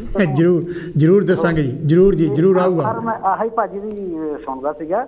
ਬਾਕੀ ਭਾਜੀ ਬਲਬੀਰ ਸਾਹਿਬ ਨੂੰ ਉਹਨਾਂ ਨੂੰ ਪਤਾ ਲੱਗ ਗਿਆ ਹੋਣਾ, ਸਭ ਨੇ ਫੋਨ ਕੀਤਾ। ਠੀਕ ਆ, ਤੇ ਥੈਂਕ ਯੂ ਭਾਜੀ, ਹਮ ਸੁਣਦੇ ਹਾਂ ਤੁਹਾਨੂੰ ਜੀ। ਬਹੁਤ ਮਿਹਰਬਾਨੀ ਅਸ਼ਫਾਕ ਜੀ। ਇਹ ਤਾਂ ਸੀ ਜੀ ਅਸ਼ਫਾਕ ਹੁਣੀ ਹਡਰਸਫੀਲਡ ਤੋਂ, ਜਿਨ੍ਹਾਂ ਨੇ ਟੈਲੀਫੋਨ ਤੇ ਗੱਲ ਕੀਤੀ ਹੈਗੀ ਆ। ਮੇਰੀ ਪੜ੍ਹਾਈ ਲਿਖਾਈ ਬਾਰੇ ਤੁਹਾਨੂੰ ਪਤਾ ਹੈ, ਮੈਂ ਇੰਡੀਆ ਤੋਂ BSc ਕਰਕੇ ਇੱਥੇ ਆਇਆ ਸੀਗਾ। ਇੱਥੇ ਆਣ ਕੇ ਫੈਕਟਰੀਆਂ ਫੂੰਡਰੀਆਂ 'ਚ ਕਾਫੀ ਕੰਮ ਕੀਤਾ। ਫੈਕਟਰੀਆਂ ਵਿੱਚ ਤੇ ਜਿਹੜਾ ਸੀਗਾ ਕੀ ਹੋ ਸਕਦੇ ਹੈਗੇ ਆ, ਬੇਕਰੀ ਵਿੱਚ ਕਾਫੀ ਕੰਮ ਕੀਤਾ। ਉਸ ਤੋਂ ਬਾਅਦ ਫੈਕਟਰੀ ਵਿੱਚੋਂ ਕੰਮ ਛੱਡ ਕੇ ਫਿਰ ਪੜ੍ਹਨਾ ਸ਼ੁਰੂ ਕੀਤਾ। ਜਿਹੜੀ ਸੀਗੀ ਡਿਗਰੀ ਕੀਤੀ ਪਹਿਲਾਂ ਸੋਸ਼ਲ ਵਰਕ ਦੇ ਵਿੱਚ, ਫਿਰ ਮਾਸਟਰਸ ਤੇ ਫਿਰ ਜਾਣ ਕੇ ਡਾਕਟਰੇਟ ਕੀਤੀ। ਹੈਲੋ ਜੀ, ਕੌਣ ਤੇ ਜੀ, ਕਿੱਥੋਂ ਬੋਲਦੇ ਆ ਜੀ? ਹਾਂਜੀ ਭਾਜੀ, ਜਨਮ ਤੋਂ ਸੱਚਾ ਨਾਰ ਫੋਨ ਕਰਦਾ ਜੀ। ਹਾਂਜੀ, ਕੀ ਕਹਿਣਾ ਚਾਹੋਗੇ ਜੀ? ਇੱਕ ਮਿੰਟ, ਇਹ ਜਿਹੜਾ ਨਾ ਡਰ ਆ, ਹਾਂਜੀ, ਡਰ ਦਾ ਹੈਗਾ ਸਿਸਟਮ, ਇਹ ਪਹਿਲਾਂ ਬੱਚਿਆਂ ਤੋਂ ਸ਼ੁਰੂ ਹੁੰਦਾ। ਬਿਲਕੁਲ। ਇਹ ਬੱਚਿਆਂ ਨੂੰ ਜਦੋਂ ਮਾਂ ਬਾਪ ਛੋਟੇ ਹੁੰਦੇ ਬੱਚੇ ਨੂੰ ਸੌਂਦਾ ਨਹੀਂ, ਭੂਤ ਆਉਂਦਾ, ਭੂਤ ਆ ਜਾਊ, ਏਦਾਂ ਕਰਦੇ ਆ ਨਾ, ਉਹ ਫਿਰ ਪੀੜ੍ਹੀ ਦਰ ਪੀੜ੍ਹੀ ਚੱਲੀ ਜਾਂਦਾ। ਅੱਗੇ ਬੱਚੇ ਤਕੜੇ ਹੋ ਕੇ ਏਦਾਂ ਕਰਦੇ ਆ। ਤੇ ਇਹ ਡਰ ਨਹੀਂ ਪਾਉਣਾ ਚਾਹੀਦਾ। ਜਿਹੜਾ ਬੱਚੇ ਦਾ ਦਿਮਾਗ ਹੁੰਦਾ, ਇੱਕ ਕੋਰੀ ਸਲੇਟ ਹੁੰਦਾ। ਕਈ ਵਾਰੀ ਇੰਨਾ ਬੱਚਾ ਸਾਰੀ ਉਮਰ ਨਹੀਂ ਪੈਰਾਂ ਤੇ ਆਉਂਦਾ। ਬਿਲਕੁਲ। ਤੇ ਦੂਜਾ ਜਿਹੜਾ ਚੇਲੇ ਚਾਪਟੇ ਆ ਨਾ, ਇਹ ਸਾਡੇ ਸਮਾਜ 'ਚ ਵਹਿਮ ਪਾਉਂਦੇ ਆ। ਉਹ ਚਾਹੁੰਦੇ ਉਹ ਹੈਗੇ ਹਰਾਮੀ ਕੁੱਤੇ ਦੇ ਹੱਡ ਆ, ਉਹ ਕੰਮ ਕਰਨਾ ਨਹੀਂ ਚਾਹੁੰਦੇ। ਏਦਾਂ ਦੇ ਕਰ ਵਹਿਮ ਪਾ ਕੇ ਨਾ, ਤੇਰੇ ਗੁਆਂਢੀ ਨੇ ਕੁਝ ਕੀਤਾ, ਫਲਾਨਾ ਕੀਤਾ, ਇਹ ਵਹਿਮ ਪਾ ਕੇ ਆਪਣਾ ਰੋਟੀ ਪਾਣੀ ਤੋਰੀ ਫੁਲਕਾ ਤੋਰੀ ਜਾਂਦੇ ਆ ਤੇ ਏਦਾਂ ਕਰਦੇ। ਜਿਹੜੇ ਤੀਜੇ ਨੰਬਰ ਤੇ ਜਿਹੜਾ ਧਰਮ ਹੈ ਨਾ, ਇਹ ਵਹਿਮ ਪਾਉਂਦੇ ਬਹੁਤ। ਹੁਣ ਅੱਜ ਕੱਲ ਇਹ ਨਾ, ਮੌਤਾਂ ਹੋ ਰਹੀਆਂ, ਕਿਸੇ ਦਾ ਹੱਟ ਫੇਲ ਹੋ ਗਿਆ, ਕਿਸੇ ਦਾ ਗੁਰਦਾ ਫੇਲ ਹੋ ਗਿਆ, ਤੇ ਉਹ ਮਿਲ ਨਹੀਂ ਰਹੇ। ਤੇ ਇੱਕ ਮੈਂ ਦੇਖਦਾ ਨਾ, ਸਾਡੇ ਇੱਕ ਧਰਮ ਵਾਲੇ ਏਦਾਂ ਆ, ਉਹ ਵਹਿਮ ਪਾਈ ਜਾਂਦੇ ਆ ਬਈ ਜੇ ਕਿਸੇ ਨੇ ਦਿਲ ਦੇਤਾ, ਉਹ ਅਗਲੇ ਜਨਮ 'ਚ ਅੱਖਾਂ ਦੇਤੀਆਂ, ਅਗਲੇ ਜਨਮ 'ਚ ਅੰਨਾ ਹੋ ਕੇ ਘੁੰਮੀ ਜਾਊਗਾ। ਅਗਲਾ ਜਨਮ ਨਾ ਹੈਗਾ, ਨਾ ਬਾਤ ਆ। ਇਹ ਸਿਰਫ ਵਹਿਮ ਹੀ ਪਾਈ ਜਾਂਦੇ ਆ, ਬਿਨਾਂ ਦਿਲ ਤੋਂ ਘੁੰਮੂਗਾ। ਉਹ ਇੰਨੀਆਂ ਵੀਡੀਓ ਪਾ ਕੇ ਪਾ ਰਿਹਾ, ਤੇ ਦੁਨੀਆ ਉਹਨਾਂ ਦੇ ਉਹ ਲੋਕ ਉਹਨਾਂ ਨੂੰ ਲਾਈਕ ਬੜਾ ਕਰਦੇ। ਜਾਨੀ ਇਹ ਵਹਿਮ ਪਾਉਂਦੇ ਆ। ਇਹ ਜਿਹੜੇ ਰਲ ਮਿਲ ਕੇ ਜਿਹੜਾ ਬਹੁਤੇ ਧਰਮ ਆ, ਇਹ ਵੀ ਇਹ ਸਮਾਜ ਨੂੰ ਗਲਤ ਰਾਹਾਂ ਤੇ ਰਸਤੇ ਤੇ ਪਾਉਂਦੇ ਆ, ਤਾਂ ਕਿ ਇਹ ਇਹਨਾਂ ਦੇ ਚੁੰਗਲ 'ਚ ਫਸੇ ਰਹਿਣ। ਇਹ ਜਿਹੜਾ ਬੱਚਿਆਂ ਨੂੰ, ਇਹ ਬੱਚਿਆਂ ਦਾ ਜਿਹੜਾ ਮਨ ਹੈ ਕੋਰੀ ਸਲੇਟ ਹੁੰਦਾ, ਇਹ ਡਰ ਨਹੀਂ ਪਾਉਣੇ ਚਾਹੀਦੇ। ਮੈਂ ਆਪ ਮੇਰੇ ਨਾਲ ਵੀ ਆਪ ਏਦਾਂ ਹੀ ਹੋਇਆ ਸੀ। ਇੱਕ ਛੋਟਾ ਸੀਗਾ, ਮੇਰੀ ਮਾਂ, ਇੱਕ ਵਾਰੀ ਬੱਚਾ ਮੇਰਾ ਛੋਟਾ ਭਰਾ ਬਿਮਾਰ ਹੋ ਗਿਆ। ਮੈਂ ਸੀਗਾ 5-7 ਸਾਲਾਂ ਦਾ, ਤਾਂ ਅਸੀਂ ਜਾ ਰਹੇ ਤਾਂ ਉੱਥੇ ਇੱਕ ਢੱਕਣ ਜਿਹਾ ਸੀਗਾ, ਉਹਦੇ ਵਿੱਚ ਹਲਦੀ ਪਈ ਹੋਈ ਸੀ, ਸੰਧੂਰ ਵਗੈਰਾ, ਮਾਂ ਤੇ ਦਾ। ਮੈਂ ਉਹਨੂੰ ਚੱਕ ਲਿਆ ਤੇ ਮੈਂ ਪਿੱਛੇ ਸੀਗਾ, ਆਪਣੀ ਬੀਬੀ ਦੇ ਮਦਰ ਦੇ ਪਿੱਛੇ ਜਾ ਰਿਹਾ ਸੀ। ਉਹ ਕਹਿੰਦੀ ਹੱਥ ਤੇ ਨਹੀਂ ਲਾਇਆ। ਮੈਂ ਕਿਹਾ ਨਹੀਂ ਲਾਇਆ ਨਹੀਂ, ਮੈਂ ਤਾਂ ਚੱਕ ਕੇ ਵੀ ਦੇਖ ਲਿਆ, ਰੱਖ ਲਿਆ। ਬਸ ਉਹ ਤੋਂ ਨਾ ਮੈਂ ਪੈਰੀ ਨਹੀਂ ਆਇਆ ਹੈਗਾ। ਡਰ ਇੰਨਾ ਬਹਿ ਗਿਆ ਵੀ ਖਰਿਆ ਕੀ ਆ, ਹੌਲੀ ਉਹ ਡਰ ਅੱਗੇ ਵੱਧਦਾ ਰਹਿੰਦਾ। ਉਹਦਾ ਬਹੁਤ ਨੁਕਸਾਨ ਹੁੰਦਾ ਆ। ਕਈ ਵਾਰੀ ਫਿਰ ਬੰਦਾ ਗਲਤ ਫੈਸਲੇ ਜਾਂ ਉਦਾਂ ਡਰਦਾ ਰਹਿੰਦਾ। ਉਹ ਅੱਗੇ ਜਿਹੜਾ ਤਰੱਕੀ ਕਰਨ ਤੋਂ ਬਹੁਤ ਡਰਦਾ ਹੈਗਾ। ਇਸ ਕਰਕੇ ਬੱਚਿਆਂ ਦੇ ਮਨ 'ਚ ਡਰ ਨਹੀਂ ਪਾਉਣਾ ਚਾਹੀਦਾ। ਤੇ ਬਾਕੀ ਤੁਹਾਡੇ ਪ੍ਰੋਗਰਾਮ ਵਧੀਆ ਹੁੰਦੇ ਆ। ਹੁਣ ਸਾਡਾ ਅਸੀਂ ਤਾਂ ਚਾਹੁੰਦੇ ਹਾਂ ਵੀ ਇੱਕ ਹਫ਼ਤੇ ਸੁਣਿਆ ਕਰੀਏ, ਪਰ ਕਈ ਵਾਰ ਟਾਈਮ ਨਹੀਂ ਲੱਗਦਾ, ਤੇ ਵਧੀਆ ਹੁੰਦਾ ਤੁਹਾਡਾ। ਬਸ ਇੰਨਾ ਹੀ ਕਹਿਣਾ ਸੀਗਾ। ਬਹੁਤ ਮਿਹਰਬਾਨੀ। ਇਹ ਤਾਂ ਸੀ ਜੀ ਮੇਰੇ ਵੀਰ। ਓਕੇ, ਥੈਂਕ ਯੂ ਜੀ। ਬਹੁਤ ਮਿਹਰਬਾਨੀ। ਸੁੱਚਾ ਸਿੰਘ ਨਰਹੋਣੀ ਜਰਮਨੀ ਤੋਂ, ਜਿਨ੍ਹਾਂ ਨੇ ਫੋਨ ਕੀਤਾ। ਤੁਸੀਂ ਵੀ ਜਾਣੀ ਕਿ ਆਪਣੇ ਟੂ ਦੇ ਪੁਆਇੰਟ, ਜਾਣੀ ਕਿ ਜੇ ਤੁਸੀਂ ਗੱਲ ਕਰੋ ਤਾਂ ਪਿੱਛੇ ਕਾਫੀ ਕਾਲਸ ਵੇਟ ਕਰ ਰਹੀਆਂ ਹੈਗੀਆਂ। ਮੈਂ ਸਾਰੀਆਂ ਕਾਲਸ ਨੂੰ ਲੈਣਾ ਚਾਹੁੰਦਾ ਹੈਗਾ। ਇਹ ਡਰ ਜਿਹੜਾ ਹੈਗਾ ਵਾਕਈ ਬਿਲਕੁਲ ਠੀਕ ਗੱਲ ਹੈ। ਜਿਹੜੀਆਂ ਹੈਲੋ ਜੀ, ਕੌਣ ਤੇ ਜੀ, ਕਿੱਥੋਂ ਬੋਲਦੇ ਆ ਜੀ? ਹੈਲੋ ਜੀ, ਹਰੀਸ਼ ਮਲਹੋਤਰਾ। ਨਮਸਤੇ ਜੀ, ਮੈਂ ਚਾਂਦ ਬੋਲਦੀ। ਹਾਂਜੀ ਚਾਂਦ ਜੀ, ਨਮਸਤੇ ਜੀ। ਕੀ ਕਹਿਣਾ ਚਾਹੋਗੇ ਚਾਂਦ ਜੀ? ਪਹਿਲੀ ਗੱਲ ਤਾਂ ਇਹ ਆ ਵੀ ਅਸੀਂ ਬਹੁਤ ਲੱਕੀ ਹੈਗੇ ਆ ਜਿਹੜੇ ਕਿ ਤੁਹਾਡੇ ਵਰਗੇ ਪ੍ਰੈਜ਼ੈਂਟਰ ਜਿਹੜੇ ਇੰਨਾ ਸੋਹਣਾ ਜਿਹੜਾ ਤੇ ਨਾਈਸ ਜਿਹੜੇ ਹੈਗੇ ਟੌਪਿਕ ਲੈ ਕੇ ਆਉਂਦੇ ਆ। ਬਹੁਤ ਮਿਹਰਬਾਨੀ। ਇਹਨਾਂ ਨਾਲ ਕਿ ਸਾਰੇ ਹੀ ਲੋਕਾਂ ਨੂੰ, ਜਿਹਨਾਂ ਨੂੰ ਕਿ ਇੰਗਲਿਸ਼ ਵੀ ਨਹੀਂ ਆਉਂਦੀ ਹੈਗੀ, ਉਹਨਾਂ ਨੂੰ ਨੌਲੇਜ ਹੁੰਦੀ ਹੈ ਇਹਨਾਂ ਚੀਜ਼ਾਂ ਦੀ। ਤੇ ਬਹੁਤ ਹੀ ਨਾਈਸ, ਕੋਈ ਮਤਲਬ ਕਿ ਐਦਾਂ ਦੀ ਨਹੀਂ ਹੈਗੀ ਵੀ ਕਿਤੇ ਕੋਈ ਖਰਾਬੀ ਆ, ਨੋ। ਹਰ ਇੱਕ ਚੀਜ਼ ਜਿਹੜੀ ਹੈਗੀ ਆ ਬਹੁਤ ਕਲੀਅਰ ਦੇ ਤੌਰ ਤੇ ਤੁਸੀਂ ਦੱਸਦੇ ਆ, ਜਿਹੜੀ ਕਿ ਲੋਕਾਂ ਦੇ ਦਿਮਾਗਾਂ 'ਚ ਵੀ ਪੈ ਜਾਵੇ। ਔਰ ਮੈਨੂੰ ਲੱਗਦਾ ਕਾਫੀ ਲੋਕ ਜਿਹੜੇ ਹੈਗੇ ਆ ਇੱਦਾਂ ਦੇ ਨਾਈਸ ਟੌਪਿਕ ਜਿਹੜੇ ਤੁਸੀਂ ਲਿਆਉਂਦੇ ਹੋ, ਉਹਨਾਂ ਦੇ ਉੱਤੇ ਉਹਨਾਂ ਨੂੰ ਕਾਫੀ ਪਤਾ ਲੱਗ ਰਿਹਾ ਵੀ ਕੀ ਠੀਕ ਹੈ ਕੀ ਗਲਤ ਹੈ। ਜਿੱਦਾਂ ਕਿ ਬਾਬਿਆਂ ਦੇ ਲੈ ਲਓ, ਕਿਉਂਕਿ ਬਾਬਿਆਂ ਦੇ ਉੱਤੇ ਤੁਸੀਂ ਬਹੁਤ ਘੋਟਣਾ ਕਰਦੇ ਆ ਤੇ ਜਿਹੜੇ ਲੋਕੀ ਏਦਾਂ ਦੇ ਵਹਿਮਾਂ ਭਰਮਾਂ 'ਚ ਪਏ ਹੈਗੇ ਆ, ਉਹਨਾਂ ਨੂੰ ਥੋੜਾ ਜਿਹਾ ਵੀ ਤੁਸੀਂ ਉਹਨਾਂ ਨੂੰ ਚਾਨਣਾ ਦਿੰਦੇ ਵੀ ਇਹਨਾਂ ਵਹਿਮਾਂ ਭਰਮਾਂ 'ਚ ਕੁਛ ਨਹੀਂ ਤੁਹਾਨੂੰ ਮਿਲਣਾ, ਇਹ ਚੀਜ਼ਾਂ ਤੋਂ ਤੁਸੀਂ ਬਚੋ। ਕਿਉਂਕਿ ਲੋਕੀ ਤਾਂ ਜਿੱਦਾਂ ਕੁਛ ਵੀ ਹੋਵੇ ਜੀ, ਉਹ ਘਰ ਲੈਣ ਲੱਗਾ, ਚੱਲ ਮੈਂ ਬਾਬੇ ਕੋਲ ਜਾ ਕੇ ਪੁੱਛਦੀ ਆ, ਉਹ ਬਾਬੇ ਤਾਂ ਭੁੱਖੇ ਨੰਗੇ ਬੈਠੇ ਉੱਥੇ ਅੱਗੇ, ਕਿਉਂਕਿ ਉਹ ਤਾਂ ਚਾਹੁੰਦੇ ਆ ਵੀ ਸਾਡੇ ਕੋਲ ਏਦਾਂ ਦੇ ਆਉਣ ਲੋਕੀ। ਬਾਕੀ ਜਿਹੜੇ ਹੈਗੇ ਆ ਇਹ ਜਿਹਦੇ ਬਾਰੇ ਤੁਸੀਂ ਅੱਜ ਟੌਪਿਕ ਤੇ ਗੱਲ ਕਰ ਰਹੇ ਆ, ਡਰ ਜਿਹੜਾ ਹੈਗਾ ਆ, ਲੋਕੀ ਕਈ ਜਿਹੜੇ ਆ ਇੰਜੈਕਸ਼ਨ ਲਾਉਂਦੇ ਆ, ਉਹਨਾਂ ਤੋਂ ਡਰਦੇ ਬਹੁਤ ਆ। ਬਿਲਕੁਲ। ਤੇ ਬਾਕੀ ਜਿੱਦਾਂ ਕੋਈ ਆਪਣਾ ਬਲੱਡ ਵੀ ਦੇਣਾ ਹੋਵੇ, ਉਹਦੇ ਵਾਸਤੇ ਵੀ ਬਹੁਤ ਡਰਦੇ, ਉਹ ਤਾਂ ਰੋ ਪੈਂਦੇ ਆ ਜਾਂ ਉਹਨਾਂ ਦਾ ਦਿਲ ਘਟਣ ਲੱਗ ਪੈਂਦਾ ਵੀ ਅੱਜ ਮੇਰਾ ਬਲੱਡ ਟੈਸਟ ਹੈਗਾ ਆ, ਵੀ ਮੈਂ ਜਾਣਾ ਨਹੀਂ ਚਾਹੁੰਦਾ ਜੇ। ਕੋਈ ਏਦਾਂ ਦੇ ਕਈ ਡਰ ਹੈਗੇ ਆ, ਕੋਈ ਸੱਪਾਂ ਤੋਂ ਡਰਦਾ, ਕੋਈ ਚੂਹਿਆਂ ਤੋਂ ਵੀ ਡਰਦਾ, ਤੇ ਬਾਕੀ ਕਈ ਚੀਜ਼ਾਂ ਹੈਗੀਆਂ ਜਿਹੜੀਆਂ ਤੋਂ ਡਰਦੇ ਹੈਗੇ ਲੋਕੀ। ਕੁੱਤਿਆਂ ਤੋਂ ਵੀ ਡਰਦੇ ਆ, ਈਵਨ ਕਾਕਰੋਚ ਤੋਂ ਡਰਦੇ ਆ, ਕੀੜੇ ਮਕੌੜਿਆਂ ਤੋਂ ਡਰਦੇ ਆ, ਕੁੱਤਿਆਂ ਤੋਂ ਡਰਦੇ ਆ। ਬਾਕੀ ਉਹ ਜਿਹੜੇ ਹੈਗੇ ਆ ਲੌਂਗ ਲੈਗ ਵਾਲੇ ਜਿਹੜੇ ਹੁੰਦੇ ਆ, ਉਹਨਾਂ ਤੋਂ ਬੜੇ ਡਰਦੇ ਆ, ਕਿਉਂਕਿ ਏਦਾਂ ਦੀਆਂ ਚੀਜ਼ਾਂ, ਕਿਉਂਕਿ ਉਹਨਾਂ ਦੇ ਦਿਲਾਂ ਦੇ ਵਿੱਚ ਉਹ ਕਹਿੰਦੇ ਇਹ ਸਾਨੂੰ ਕਿਤੇ ਕੁਛ ਬਾਈਟ ਨਾ ਕਰ ਜਾਣ, ਅਸੀਂ ਆਹ ਨਾ ਹੋਈ ਸਾਨੂੰ ਆਹ ਨਾ, ਇਹ ਤਾਂ ਐਨੀ ਇਹ ਡਰ ਆ, ਹੋਰ ਨਹੀਂ ਕੋਈ ਵੀ ਗੱਲ। ਮੈਂ ਇੰਡੀਆ ਦੇ ਵਿੱਚ ਹੁੰਦੀ ਸੀ, ਬੜੇ ਕਿੰਨੇ ਸਾਲ ਪਹਿਲਾਂ ਦੀ ਗੱਲ ਆ, ਮੈਂ ਸਾਡੇ ਘਰ ਦੇ ਵਿੱਚ ਉੱਤੇ ਕੋਠੇ ਦੇ ਉੱਤੇ ਸੱਪ ਆ ਗਿਆ, ਮੇਰੀ ਭੈਣ ਮੇਰੇ ਨਾਲ, ਤੇ ਮੈਨੂੰ ਕਹਿੰਦੀ ਚਾਂਦ ਉਹਦੇ ਪੌੜੀਆਂ ਦੇ ਕੋਲ ਸੱਪ ਆ। ਮੈਂ ਕਿਹਾ ਤੂੰ ਪਰੇ ਹੋ, ਮੈਂ ਮਾਰਦੀ ਆ। ਮੈਨੂੰ ਲੱਗਦਾ ਮੈਂ I was only 12 or 13 years old on that time। ਉਹ ਮੈਨੂੰ all the time ਮੈਨੂੰ ਕਹੂਗੀ ਵੀ ਤੂੰ ਬਹੁਤ ਸਟਰੋਂਗ ਸੀ, ਉਦੋਂ ਵੀ ਤੂੰ ਬਹੁਤ ਸਟਰੋਂਗ ਸੀਗੀ, ਤੂੰ ਉਦੋਂ ਸੱਪ ਮਾਰਿਆ ਸੀ, ਤੈਨੂੰ ਯਾਦ ਆ? ਮੈਂ ਕਿਹਾ ਮੈਨੂੰ ਯਾਦ ਆ, ਮੈਂ ਕਿਹਾ ਮੈਂ ਮਾਰਿਆ ਸੀ ਸੱਪ, ਛੋਟਾ ਜਿਹਾ ਸੀ ਪਰ ਉਹਨੂੰ ਮਾਰ ਦਿੱਤਾ ਸੀ। ਤੇ ਬਾਕੀ keep it up, is really nice programme, ਬਹੁਤ ਹੀ ਨੌਲੇਜ ਵਾਲਾ programme. God bless you। Thank you ਬਹੁਤ ਮਿਹਰਬਾਨੀ। ਇਹ ਤਾਂ ਸੀ ਚਾਂਦ ਹੋਣੀ ਲੰਡਨ ਤੋਂ ਜਿਨ੍ਹਾਂ ਨੇ ਫੋਨ ਕੀਤਾ ਸੀ। ਬਿਲਕੁਲ ਇਹ ਗੱਲ ਠੀਕ ਹੈਗੀ ਆ, ਸੱਪਾਂ ਤੋਂ ਕਈ ਡਰਦੇ ਹੈਗੇ ਆ, ਕੀੜੇ ਮਕੌੜਿਆਂ ਤੋਂ ਲੋਕ ਡਰਦੇ ਹੈ, ਟੀਕਾ ਲਵਾਉਣ ਤੋਂ ਡਰਦੇ ਹੈਗੇ ਆ, ਤੇ ਈਵਨ ਟੈਲੀਫੋਨ ਕਰਨ ਤੋਂ ਵੀ ਡਰਦੇ ਹੈਗੇ ਆ, ਰੇਡੀਓ 'ਤੇ ਗੱਲ ਕਰਨ ਤੋਂ ਵੀ ਡਰਦੇ ਹੈਗੇ ਆ, ਜਾਂ ਈਵਨ ਸਾਨੂੰ ਟੈਲੀਵਿਜ਼ਨ 'ਤੇ ਟੈਲੀਫੋਨ ਕਰਨ ਤੋਂ ਵੀ ਡਰਦੇ ਹੈਗੇ। ਕਈ ਤਰ੍ਹਾਂ ਦਾ ਲੋਕ ਜਾਣੀ ਕਿ ਲੋਕਾਂ ਦੇ ਵਿੱਚ ਇਹ ਡਰ ਹੁੰਦਾ। ਇੱਕ ਹੈਲੋ ਜੀ, ਕੌਣ ਤੇ ਜੀ, ਕਿੱਥੋਂ ਬੋਲਦੇ ਆ ਜੀ? ਮੈਂ ਜੀ ਸਰੀ ਤੋਂ ਕੈਨੇਡਾ ਤੋਂ ਬੋਲਦੀ ਹਾਂ, ਸ਼ਾਂਤੀ ਮੇਰਾ ਨਾਮ। ਹਾਂਜੀ ਸ਼ਾਂਤੀ ਜੀ, ਤੁਸੀਂ ਵੀ ਕਿਸੇ ਫੋਬੀਏ ਤੋਂ ਜਾਣੀ ਕਿ ਜਾਂ ਕਿਸੇ ਡਰ ਬਾਰੇ ਤੁਹਾਨੂੰ ਵੀ ਕੋਈ ਹੈ ਜਿਹੜਾ ਨੌਲੇਜ?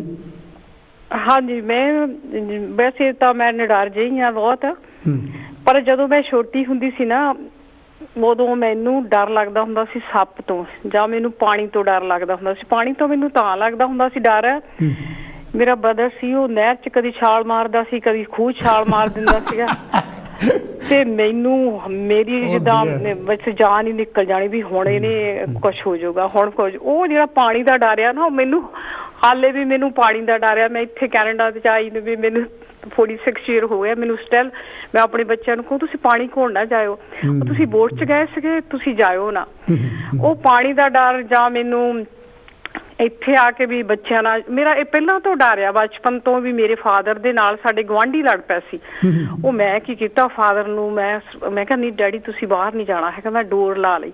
ਮੈਨੂੰ ਉਹ ਡਰ ਵੀ ਮੇਰੇ ਫਾਦਰ ਨਾਲ ਕੋਈ ਲੜੇ ਨਾ, ਫਿਰ ਮੈਨੂੰ ਉਹੀ ਡਰ ਮੇਰੇ ਆਪਣੇ ਬ੍ਰਦਰਸ ਦੇ ਵਿੱਚ ਆ ਗਿਆ ਜੀ, ਮੇਰੇ ਭਾਈਆਂ ਨਾਲ ਕੋਈ ਲੜੇ ਨਾ, ਜੇ ਲੜ ਪਿਆ ਤਾਂ ਏਦਾਂ ਹੋ ਜੂਗੀ। ਇਹ ਡਰ ਮੇਰੇ ਬਚਪਨ ਤੋਂ ਹੀ ਮੇਰੇ ਹੁਣ ਬੱਚਿਆਂ ਨਾਲ, ਆਪਣੇ ਬੱਚਿਆਂ ਨਾਲ, ਮੁੰਡੇ ਨਾਲ, ਜਾਂ ਆਪਣੇ ਗਾਂ ਪੋਤਿਆਂ ਨਾਲ, ਉਹ ਡਰ ਜਿਹੜੇ ਆ ਨਾ, ਉਹ ਮੇਰੇ ਨਾਲ ਹੀ, ਮੈਨੂੰ ਲੱਗਦਾ ਜਦੋਂ ਤੱਕ ਮੈਂ ਮਰਦੀ ਨਹੀਂ ਇਹ ਡਰ ਮੇਰੇ ਨਾਲ ਹੀ ਜਾਣੀ ਆ। ਬੱਚਿਆਂ ਨਾਲ ਕੋਈ ਲੜ ਨਾ ਪਵੇ, ਉਹ ਬੱਚੇ ਬਾਹਰ ਗਏ ਆ, ਜਾਂ ਹੁਣ ਮੇਰਾ ਗ੍ਰੈਂਡਸਨ ਕਾਰ ਚਲਾਉਂਦਾ, ਇੱਥੇ ਸਲਿੱਪਰੀ ਬਹੁਤ ਹੋਈ, ਮਾਈਨਸ ਹੋਇਆ ਆ, ਮੈਂ ਉਹਨੂੰ ਕਹੂੰਗੀ ਤੂੰ ਹੌਲੀ ਜਾਈ, ਮੈਂ ਇਸ ਪ੍ਰੋਫੈਸ਼ਨ ਦੇ ਵਿੱਚ ਮੈਂ ਕਹੂੰ ਤੂੰ ਬਹੁਤ ਹੌਲੀ ਜਾਈ, ਤੂੰ ਬ੍ਰੇਕਾਂ ਨਾ ਲਾਈ ਜਦੋਂ ਆਈਸ ਦੇ ਉੱਤੇ ਹੋ ਗਿਆ, ਤੂੰ ਬਹੁਤ ਸਲੋ ਕਰੀ, ਬਹੁਤ ਡਿਸਟੈਂਸ ਰੱਖੀ।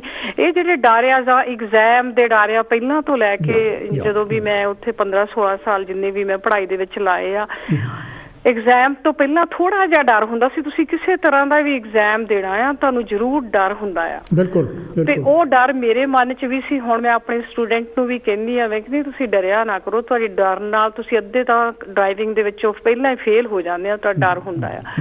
ਸੋ ਜਿਹੜੇ ਇਹ ਡਰ ਆ ਨਾ, ਇਹ ਖੌਫਨਾਕ ਜਿਹਾ ਮੈਨੂੰ ਬਹੁਤ ਲੱਗਦਾ ਕਈ ਵਾਰੀ। ਤੇ ਸੋ ਇਹ ਡਰ ਬਚਪਨ ਦੇ ਵਿੱਚ ਉਹ ਜਿਹੜਾ ਮੇਰੇ ਡਰ ਸੀ, ਮੈਨੂੰ ਲੱਗਦਾ ਉਹ ਮੇਰੇ ਨਾਲ ਆਇਆ ਹੀ ਆ। ਉਹ ਹੁਣ ਵੀ ਮੈਨੂੰ ਡਰ ਆ। ਮੇਰੇ ਕੋਲ ਬਹੁਤ ਸਾਰੇ ਸਟੂਡੈਂਟ ਆ ਜਿਨ੍ਹਾਂ ਨੇ ਲਾਇਸੈਂਸ ਲਏ ਹੋਏ ਆ, ਪਰ ਉਹ ਕਾਰ ਚਲਾਉਂਦੀਆਂ ਨਹੀਂ। ਮੇਰੀ ਗੁਆਂਢਣ ਆ, ਮੇਰੀ ਸਿਸਟਰ ਲਾ ਆ, ਹੁਣ 20 ਸਾਲ ਹੋ ਗਏ, ਹਰ ਸਾਲ ਰਿਨਿਊ ਕਰ ਲਿਆਉਂਦੀਆਂ ਲਾਇਸੈਂਸ, ਪਰ ਚਲਾਉਂਦੀਆਂ ਨਹੀਂ, ਕਾਰ ਦੇ ਵਿੱਚ ਬਹਿੰਦੀਆਂ ਨਹੀਂ। ਉਹ ਕਹਿੰਦੀਆਂ ਸਾਨੂੰ ਡਰ ਆ ਡਰਾਈਵਿੰਗ ਤੋਂ। ਕਿ ਮੈਂ ਕਿਹਾ ਤੁਸੀਂ ਇਹ ਆਈਡੀਅਲੀ ਰੱਖ ਲਿਆ ਲਾਇਸੈਂਸ? ਕਹਿੰਦੀਆਂ ਜਾਂ ਅਸੀਂ ਆਈਡੀਅਲੀ, ਕਹਿੰਦੀ ਕੀ ਕਰੀਏ, ਸਾਡਾ ਜਿੱਦਾਂ ਹੌਸਲਾ ਨਹੀਂ ਪੈਂਦਾ ਵੀ ਅਸੀਂ ਡਰਾਈਵਿੰਗ ਕਰ ਸਕੀਏ। ਸੋ ਬਹੁਤ ਸਾਰੇ ਡਰ ਆ ਜਿਹੜੇ ਕਿ ਮੈਨੂੰ ਲੱਗਦਾ ਮੇਰੇ ਨਾਲ ਤਾਂ ਆਹ ਜਿਹੜੇ ਡਰ ਇਹ ਨਾਲ ਹੀ ਜਾਣੇ ਆ। ਇਹ ਨਹੀਂ ਮੈਨੂੰ ਲੱਗਦਾ ਐਗਜ਼ਾਇਟੀ ਜਿਹੀ ਵੀ ਹੋ ਜਾਂਦੀ ਹੈ ਕਈ ਵਾਰੀ ਵੀ ਬੱਚੇ ਬਾਹਰ ਗਏ ਆ, ਕਾਰਾਂ ਚਲਾਉਂਦੇ ਆ, ਪਤਾ ਨਹੀਂ ਇਹ ਡਰ ਮੇਰਾ ਜਾਂਦਾ ਹੀ ਨਹੀਂ ਹੈਗਾ। ਜਾਂ ਪਾਣੀ ਦਾ ਡਰ ਉਹ ਵੀ ਨਹੀਂ ਜਾਂਦਾ। ਜਾਂ ਸਾਡੇ ਕੈਨੇਡਾ ਦੇ ਵਿੱਚ ਜਾਂ I don't know in Europe ਜਿਹੜੇ ਸੱਪ ਆ ਉਹ ਇੰਨੇ ਜ਼ਹਿਰੀਲੇ ਤਾਂ ਨਹੀਂ ਹੈਗੇ, ਪਰ ਫਿਰ ਵੀ ਜਦੋਂ ਮੈਂ ਦੇਖ ਲੈਂਦੀ ਆ ਮੈਨੂੰ ਉਹਨਾਂ ਤੋਂ ਵੀ ਡਰ ਲੱਗਦਾ ਆ। ਇੱਕ ਮੱਖੀਆਂ ਤੋਂ ਜਿਹੜੀਆਂ ਬੰਬਲ ਵੀ ਆ ਉਹ ਸਾਡੇ ਆਮ ਹੀ ਲੱਗ ਜਾਂਦੀਆਂ ਇੱਥੇ। ਓਕੇ ਜੀ, ਸ਼ਾਂਤੀ ਜੀ ਬਹੁਤ ਮਿਹਰਬਾਨੀ, ਬਹੁਤ ਬਹੁਤ ਬਹੁਤ ਮਿਹਰਬਾਨੀ। ਇਹ ਸਾਡੀ ਸ਼ਾਂਤੀ ਥੰਮਣ ਹੋਣੀ ਕੈਨੇਡਾ ਤੋਂ, ਸਰੀ ਤੋਂ ਟੈਲੀਫੋਨ ਕਾਲ ਕਰ ਸੀ। ਸਾਡੇ ਤੋਂ 5 ਮਿੰਟ ਹੈ ਅਤੇ ਮੈਨੂੰ ਪਤਾ ਲੱਗੇ ਕਾਲਸ ਜਿਹੜੀਆਂ ਪਿੱਛੇ ਵੇਟ ਕਰ ਰਹੀਆਂ ਹੈਗੀਆਂ। ਜੇ ਆਪਣਾ ਬਰੀਫ ਰੱਖੋ ਤਾਂ ਮੈਂ ਉਹਨਾਂ ਕਾਲਸ ਨੂੰ ਸਾਰੀਆਂ ਜਾਣ ਕੇ ਲੈ ਸਕਦਾ ਹੈਗਾ। ਬਰੀਫ ਜਾਣ ਕੇ ਗੱਲ ਕਰੋ। ਤੇ ਹੈਲੋ ਜੀ, ਕੌਣ ਤੇ ਜੀ, ਕਿੱਥੋਂ ਬੋਲਦੇ ਆ ਜੀ? ਹੈਲੋ ਹਰੀਸ਼ ਜੀ, ਮੈਂ ਤਰਸੇਮ ਬੈਡਫੋਰਡ ਤੋਂ ਬੋਲ ਰਿਹਾ ਜੀ। ਹਾਂਜੀ ਤਰਸੇਮ ਜੀ, ਕੀ ਕਹਿਣਾ ਚਾਹੋਗੇ? ਬਸ ਮੈਨੂੰ ਇਹੀ ਕਹਿਣਾ ਕਿ ਤੁਹਾਡਾ ਪ੍ਰੋਗਰਾਮ ਬਹੁਤ ਅੱਛਾ ਜਾ ਰਿਹਾ। ਕਾਲਰ ਵੀ ਜਿਹੜੇ ਆ ਰਹੇ ਨੇ ਬਹੁਤ ਅੱਛੀ ਇਨਫੋਰਮੇਸ਼ਨ ਦੇ ਰਹੇ ਨੇ। ਇੱਕ ਇੰਗਲਿਸ਼ ਦਾ ਵਰਡ ਹੈ ਹਰੀਸ਼ ਜੀ, ਸੁਪਰਸਟੀਸ਼ੀਅਸ। ਬਿਲਕੁਲ ਬਿਲਕੁਲ। ਕੀ ਤੁਸੀਂ ਇਹਨੂੰ ਐਕਸਪਲੇਨ ਕਰ ਸਕਦੇ ਹੋ ਕਿ ਇਹ ਤੁਹਾਡੇ ਸਬਜੈਕਟ ਨਾਲ ਰਿਲੇਟਡ ਹੈ? ਇਹਦਾ ਵੀ ਕਾਫੀ ਡਰ ਵਹਿਮ ਜਿਹਾ ਹੁੰਦਾ ਆ। Can you explain it please? ਹਾਂਜੀ, ਸੁਪਰਸਟੀਸ਼ਨ ਦਾ ਮਤਲਬ ਹੀ ਵਹਿਮ ਹੈਗਾ। ਵਹਿਮਾਂ ਬਾਰੇ ਤਾਂ ਆਪਾਂ ਬਹੁਤ ਸਾਰੀ ਗੱਲ ਕੀਤੀ ਹੈਗੀ ਆ।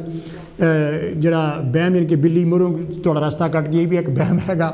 ਜਾਂ ਕਿਹੜਾ ਹੈਗਾ ਆਪਣੇ ਕੋਠੇ 'ਤੇ ਨਵੇਂ 'ਤੇ ਜਿਹੜੀ ਤੌੜੀ ਰੱਖਣੀ, ਉਹ ਵੀ ਇੱਕ ਵਹਿਮ ਹੈਗਾ। ਸੁਪਰਸਟੀਸ਼ਨਸ ਹੈ। ਸੁਪਰਸਟੀਸ਼ਨ ਤਾਂ ਨਾਲ ਤਾਂ ਆਪਣਾ ਭਰਿਆ ਪਿਆ ਵੀ ਮੈਂ ਜੀ ਜਿਹੜਾ ਹੈਗਾ 13ਵੇਂ 'ਤੇ ਨਹੀਂ ਚੱਲਣਾ, ਘਰੋਂ ਪੌਣੇ 'ਤੇ ਨਹੀਂ ਚੱਲਣਾ, ਸਵਾ 'ਤੇ ਚੱਲਣਾ, ਸੱਜੇ ਪਾਸੇ ਨੂੰ ਮੁੜ ਕੇ ਨਹੀਂ ਜਾਣਾ, ਖੱਬੇ ਨੂੰ ਮੁੜਨਾ ਹੈਗਾ, ਪਿੱਛੋਂ ਕਿਸੇ ਨੇ ਹਾਕ ਮਾਰ ਲਈ। ਇਹ ਸਾਰੇ ਵਹਿਮ ਸੁਪਰਸਟੀਸ਼ਨਸ ਹੈ। ਇਹਦੇ ਬਾਰੇ ਤਾਂ ਬਹੁਤ ਲਿਖਿਆ ਵੀ ਹੈ ਅਤੇ ਬਹੁਤ ਸਾਰੀ ਗੱਲਾਂ ਵੀ ਆਪਾਂ ਕੀਤੀਆਂ ਹੈਗੀਆਂ। ਬਹੁਤ ਮਿਹਰਬਾਨੀ ਵੀਰ ਜੀ, ਥੈਂਕ ਯੂ ਜੀ। ਸੁਪਰਸਟੀਸ਼ਨ ਬਾਰੇ, ਵਹਿਮਾਂ ਬਾਰੇ ਤਾਂ ਮੈਂ ਸ਼ਰੇਆਮ ਜਨ ਕਹਿਣਾ, ਇਹ ਸਿਰਫ ਤੁਹਾਡੇ ਮਨ ਦੀ ਕਾਢ ਹੈਗੀ ਆ, ਹੋਰ ਕੁਛ ਨਹੀਂ ਹੈ। ਸਾਡੇ ਤੋਂ ਅਜੇ ਵੀ 3 ਮਿੰਟ ਹੈਗੇ ਆ ਅਤੇ ਮੈਂ ਸਮਝਦਾ ਵੀ ਇਹਨਾਂ ਮਨੋਵਿਗਿਆਨਕ ਕਾਰਨ ਹੈਗੇ ਆ ਇਹਨਾਂ ਦੇ। ਜਿਸ ਤਰ੍ਹਾਂ ਬਹੁਤ ਸਾਰੇ ਕਾਲਰਸ ਨੇ ਵੀ ਗੱਲ ਕੀਤੀ ਅਤੇ ਮੈਂ ਵੀ ਆਪਣੇ ਲੇਖ ਵਿੱਚ ਵੀ ਗੱਲ ਕੀਤੀ ਹੈਗੀ ਆ, ਜਿਹੜੇ ਇਹਦੇ ਮਨੋਵਿਗਿਆਨਕ ਕਾਰਨ ਹੁੰਦੇ। ਹੈਲੋ ਜੀ, ਕੌਣ ਤੇ ਜੀ, ਕਿੱਥੋਂ ਬੋਲਦੇ ਆ ਜੀ? ਹੈਲੋ ਜੀ। ਹਾਂਜੀ, ਮੈਂ ਦਵਿੰਦਰ ਕਾਲਨ ਬੋਲ ਰਿਹਾ ਜੀ। ਹਾਂਜੀ ਦਵਿੰਦਰ ਜੀ, ਕੀ ਕਹਿਣਾ ਚਾਹੋਗੇ? ਮੈਂ ਇੱਕ ਸੈਕਿੰਡ, ਮੈਂ ਆਪਣੇ ਟੈਲੀਵਿਜ਼ਨ ਨੂੰ ਜਿਹੜਾ ਆਵਾਜ਼ ਨੂੰ ਵੋਲੀਅਮ ਨੂੰ ਕੱਟ ਕਰ ਦਿਆਂ। ਹਾਂ ਹਾਂਜੀ, ਮੈਂ ਸਭ ਤੋਂ ਪਹਿਲਾਂ ਇਹ ਕਹਿਣਾ ਚਾਹੁੰਦਾ ਹਾਂ ਕਿ ਪ੍ਰੋਗਰਾਮ ਬਹੁਤ ਅੱਛਾ ਹੋ ਰਿਹਾ, ਬਹੁਤ ਅੱਛਾ ਟੌਪਿਕ ਆ। Thank you. ਔਰ ਇਸ ਤਰ੍ਹਾਂ ਦਾ ਟੌਪਿਕ ਹੈ ਜਿਹੜਾ ਆਮ ਲੋਕਾਂ ਦੇ ਨਾਲ, ਜ਼ਿੰਦਗੀਆਂ ਦੇ ਨਾਲ ਰਿਲੇਟ ਕਰਦਾ। ਤੇ ਇਹਦੇ ਵਿੱਚ ਮੈਂ ਆਪਣਾ ਥੋੜਾ ਜਿਹਾ ਪਰਸਨਲ ਐਕਸਪੀਰੀਅੰਸ ਬਾਰੇ ਬੜਾ ਬਰੀਫਲੀ ਦੱਸਣਾ ਚਾਹੁੰਦਾ। ਕਿ ਤੁਸੀਂ ਆਲਰੇਡੀ ਤੁਹਾਡੇ ਕਾਲਰ ਨੇ ਵੀ ਇਹ ਗੱਲ ਕੀਤੀ ਹੈ ਕਿ ਡਰ ਜਿਹੜਾ ਉਹ ਕਈ ਤਰ੍ਹਾਂ ਦਾ ਡਰ ਹੁੰਦਾ ਹੈ। ਕਈ ਡਰ ਜਿਹੜਾ ਕਿਸੇ ਨੇ ਤੁਹਾਡੇ ਦਿਲ ਦੇ ਵਿੱਚ ਪਾਇਆ ਹੁੰਦਾ, ਔਰ ਕਈ ਡਰ ਜਿਹੜਾ ਤੁਹਾਡਾ ਪਰਸਨਲ ਐਕਸਪੀਰੀਅੰਸ ਤੋਂ ਹੁੰਦਾ। ਜਿਸ ਤਰ੍ਹਾਂ ਕਿ ਤੁਸੀਂ ਗੱਲ ਕਰਦੇ ਕਰਦੇ ਕਿਹਾ ਸੀ ਕਿ ਤੁਹਾਡੇ ਕੋ ਫਰੈਂਡ ਦੇ ਮੋਟਰਵੇ ਤੇ ਗੱਡੀ ਚਲਾਉਣ ਦਾ ਫੀਅਰ ਹੋ ਗਿਆ। ਇਹ ਫੀਅਰ ਇਸ ਤਰ੍ਹਾਂ ਹੋਇਆ ਕਿ ਮੇਰਾ ਐਕਸੀਡੈਂਟ ਹੋਇਆ। ਐਕਸੀਡੈਂਟ ਮੋਟਰਵੇ ਤੇ ਨਹੀਂ ਹੋਇਆ, ਐਕਸੀਡੈਂਟ ਤੇ ਆਮ ਰੋਡ ਤੇ ਹੋਇਆ। ਲੇਕਿਨ ਜਿਹੜਾ ਡਰ ਆ ਉਹ ਮੋਟਰਵੇ ਤੇ ਹੋ ਗਿਆ। ਜਿਸ ਵੇਲੇ ਮੈਂ ਮੋਟਰਵੇ ਤੇ ਗੱਡੀ ਚਲਾਉਣਾ ਤੇ ਮੈਨੂੰ ਇਸ ਤਰ੍ਹਾਂ ਲੱਗਦਾ ਕਿ ਗੱਡੀ ਮੇਰੇ ਕੋਲੋਂ ਆਊਟ ਆਫ ਕੰਟਰੋਲ ਹੁੰਦੀ ਜਾ ਰਹੀ ਆ। ਲੇਕਿਨ ਇਹਦੇ ਨਾਲ ਮੈਂ ਇਹ ਦੱਸਣਾ ਚਾਹੁੰਦਾ ਕਿ ਮੈਂ 2-3 ਦਿਨ ਪਹਿਲੇ ਇੱਕ ਸੈਸ਼ਨ ਬੁੱਕ ਕੀਤਾ ਕਿਸੇ ਹਿਪਨੋਥੈਰੇਪਿਸਟ ਦੇ ਨਾਲ। ਬਿਲਕੁਲ ਬਿਲਕੁਲ ਬਿਲਕੁਲ। ਉਹ ਹਿਪਨੋਥੈਰੇਪਿਸਟ ਮੈਨੂੰ ਕਿਸੇ ਖਾਸ ਬੰਦੇ ਨੇ ਰეკਮੈਂਡ ਕੀਤਾ ਸੀ। ਮੈਂ 2 ਘੰਟੇ ਦਾ ਸੈਸ਼ਨ ਲਿਆ, ਲੇਕਿਨ ਮੈਨੂੰ ਉਹਦੇ ਵਿੱਚ ਕੋਈ ਜ਼ਿਆਦਾ ਫਾਇਦਾ ਨਹੀਂ ਹੋਇਆ। ਹਿਪਨੋਥੈਰੇਪਿਸਟ ਨੇ ਮੈਨੂੰ ਚਾਰਜ ਵੀ ਬਹੁਤ ਜ਼ਿਆਦਾ ਕੀਤਾ। ਅੱਛਾ। ਔਰ ਮੈਂ ਇਹ ਤੁਹਾਡੇ ਸਰੋਤਿਆਂ ਨੂੰ ਦੱਸਣਾ ਚਾਹੁੰਦਾ ਕਿ ਫਿਊਚਰ ਦੇ ਵਿੱਚ ਤੁਹਾਨੂੰ ਕੋਈ ਹਿਪਨੋਥੈਰੇਪਿਸਟ ਤੁਹਾਨੂੰ ਗਰੰਟੀ ਦੇ ਰਿਹਾ ਆ ਤੁਹਾਡੇ ਕੋਲੋਂ ਬਹੁਤ ਜ਼ਿਆਦਾ ਚਾਰਜ ਕਰ ਲਿਆ ਤਾਂ ਥੋੜਾ ਬਹੁਤ ਉਹਦੇ ਬਾਰੇ ਇਨਕੁਆਇਰੀ ਕਰ ਲਿਓ। ਬਿਲਕੁਲ, ਥੈਂਕ ਯੂ। ਇਹਦੇ ਲਈ ਕਾਉਂਸਲਿੰਗ ਬਹੁਤ ਜ਼ਰੂਰੀ ਹੈਗੀ ਆ। ਜਿਸ ਤਰ੍ਹਾਂ ਇੱਥੇ ਬਾਬੇ ਹੈਗੇ ਜਿਹੜੇ ਪੀਪਲ ਦੀ ਐਕਸਪਲੋਇਟੇਸ਼ਨ ਕਰ ਰਹੇ ਆ, ਇਸੇ ਤਰ੍ਹਾਂ ਹੀ ਹੁਣ ਜਿਹੜੇ ਹਿਪਨੋਥੈਰੇਪਿਸਟ ਜਾਂ ਹੋਰ ਇਸ ਤਰ੍ਹਾਂ ਦੇ ਜਿਹੜੇ ਥੈਰੇਪਿਸਟ ਹੈਗੇ ਆ, ਉਹ ਵੀ ਪੀਪਲ ਦੇ ਇਹ ਉਹਨਾਂ ਨੂੰ ਪਤਾ ਕਿ ਪੀਪਲ ਨੂੰ ਇਹ ਪ੍ਰੋਬਲਮ ਹੋ ਚੁੱਕੀ ਆ ਔਰ ਉਹਨਾਂ ਨੂੰ ਕੋਈ ਜ਼ਰੂਰਤ ਹੈ ਕਿਸੇ ਹੈਲਪ ਦੀ ਔਰ ਉਹਦਾ ਉਹ ਨਾਜਾਇਜ਼ ਫਾਇਦਾ ਉਠਾ ਰਹੇ ਆ। ਬਹੁਤ ਮਿਹਰਬਾਨੀ ਮੇਰੇ ਵੀਰ ਜੀ, ਔਰ ਪ੍ਰੋਗਰਾਮ ਬਹੁਤ ਅੱਛਾ ਹੋ ਰਿਹਾ ਹੈ। ਬਹੁਤ ਮਿਹਰਬਾਨੀ, ਇਹ ਬਹੁਤ ਹੀ ਕਰਦੇ ਰਹੋ। ਬਹੁਤ ਮਿਹਰਬਾਨੀ। ਇਹ ਤਾਂ ਬਹੁਤ ਹੀ ਟੌਪ ਦੀ ਗੱਲ ਕੀਤੀ ਹੈ। ਤੁਹਾਨੂੰ ਜ਼ਰੂਰ ਪੂਰੀ ਇਨਕੁਆਇਰੀ ਜਾਣਕਾਰੀ ਦੀ। ਹੁਣ ਮੈਂ ਹੋਰ ਕੋਈ ਕਾਲ ਨਹੀਂ ਲੈ ਸਕਦੀ ਕਿਉਂਕਿ ਟਾਈਮ ਖਤਮ ਹੋ ਗਿਆ। ਬਈ ਤੁਸੀਂ ਜਦੋਂ ਵੀ ਕਿਸੇ ਥੈਰੇਪਿਸਟ ਕੋਲ ਜਾਂਦੇ ਹੈਗੇ ਆ, ਦੇਰ ਸੋ ਮੈਨੀ ਥੈਰੇਪਿਸਟ ਬੜੀਆਂ ਕਈ ਤਰ੍ਹਾਂ ਦੀਆਂ ਗੱਲਾਂ ਕਰਦੇ, ਉਹਨਾਂ ਤੋਂ ਬਚਣਾ ਚਾਹੀਦਾ। ਇਹ ਪ੍ਰੋਗਰਾਮ ਤੁਹਾਨੂੰ ਕਿਹੋ ਜਿਹਾ ਲੱਗਾ, ਇਹਦੇ ਬਾਰੇ ਜ਼ਰੂਰ ਆਪਣੇ ਜਿਹੜੇ ਵਿਊਜ਼ ਹੈਗੇ ਆ ਸਾਨੂੰ ਦਿਓ, ਤਾਂ ਇਹਨੂੰ ਕਿੱਦਾਂ ਜਿਹੜਾ ਹੈਗਾ ਹੋਰ ਆਪਾਂ ਵਧੀਆ ਬਣਾ ਸਕਦੇ, ਉਹਦੇ ਬਾਰੇ ਵੀ ਜ਼ਰੂਰ ਵਿਚਾਰ ਦੱਸਣੇ। ਅਗਲੇ ਹਫ਼ਤੇ ਤੁਹਾਡੇ ਲਈ ਮੈਂ ਕੋਈ ਹੋਰ ਵਧੀਆ ਪ੍ਰੋਗਰਾਮ ਲੈ ਕੇ ਆਊਂਗਾ। ਇਹਦੇ ਨਾਲ ਹੀ ਕਨੈਕਟਡ ਹੋਊਗਾ ਲੈ ਵੀ ਆਪਾਂ ਜਿਹੜੀ ਅੱਜ ਗੱਲਬਾਤ ਕੀਤੀ ਹੈਗੀ ਆ, ਇਹਦਾ ਆਪਾਂ ਹੱਲ ਕੀ ਕਰੀਏ ਨਵੇਂ ਸਾਲ ਦੇ ਵਿੱਚ। ਮੈਂ ਤੁਹਾਨੂੰ ਮਿਲੂੰਗਾ ਇੱਕ ਵਾਰੀ ਫੇਰ। ਮੇਰੇ ਵੱਲੋਂ ਨਵੇਂ ਸਾਲ ਦੀਆਂ ਵਧਾਈਆਂ। ਅਤੇ ਨਾਲ ਦੀ ਨਾਲ ਹੀ ਮੈਂ ਇੱਕ ਵਾਰੀ ਫੇਰ ਕਾਂਸ਼ੀ ਟੈਲੀਵਿਜ਼ਨ ਲਈ ਅਪੀਲ ਕਰ ਦੇਵਾਂ ਬਈ ਤੁਹਾਡੀ ਜਿਹੜੀ ਆਰਥਿਕ ਸਹਾਇਤਾ ਹੈਗੀ ਉਹਦੇ ਨਾਲ ਹੀ ਇੱਦਾਂ ਦੇ ਵਧੀਆ ਪ੍ਰੋਗਰਾਮ ਦਿੱਤੇ ਜਾ ਸਕਦੇ ਹੈਗੇ ਆ। ਅਤੇ ਸਾਡਾ ਪ੍ਰੋਗਰਾਮ ਜਿਹੜਾ ਟੈਲੀਵਿਜ਼ਨ ਹੈਗਾ ਪ੍ਰੋਗਰਾਮ ਇਸੇ ਕਰਕੇ ਵਧੀਆ ਦੇ ਸਕਦਾ ਵੀ ਜੇ ਟੈਲੀਵਿਜ਼ਨ ਚੱਲਦਾ ਰਹੇ। ਮੈਂ ਤੁਹਾਨੂੰ ਮਿਲਦਾ ਅਗਲੇ ਹਫ਼ਤੇ। ਮੈਨੂੰ ਹੁਣ ਤੁਸੀਂ ਇੱਥੇ ਹੀ ਇਜਾਜ਼ਤ ਦਿਓ। ਸਾਰੇ ਕਾਲਰਸ ਦਾ ਮੈਂ ਤਹਿ ਦਿਲ ਤੋਂ ਧੰਨਵਾਦੀ ਹਾਂ ਜਿਨ੍ਹਾਂ ਨੇ ਬਹੁਤ ਹੀ ਬਿਊਟੀਫੁਲ ਅਤੇ ਬਹੁਤ ਹੀ ਕੰਸਟਰਕਟਿਵ ਕੰਟਰੀਬਿਊਸ਼ਨ ਪਾਈ। Thank you.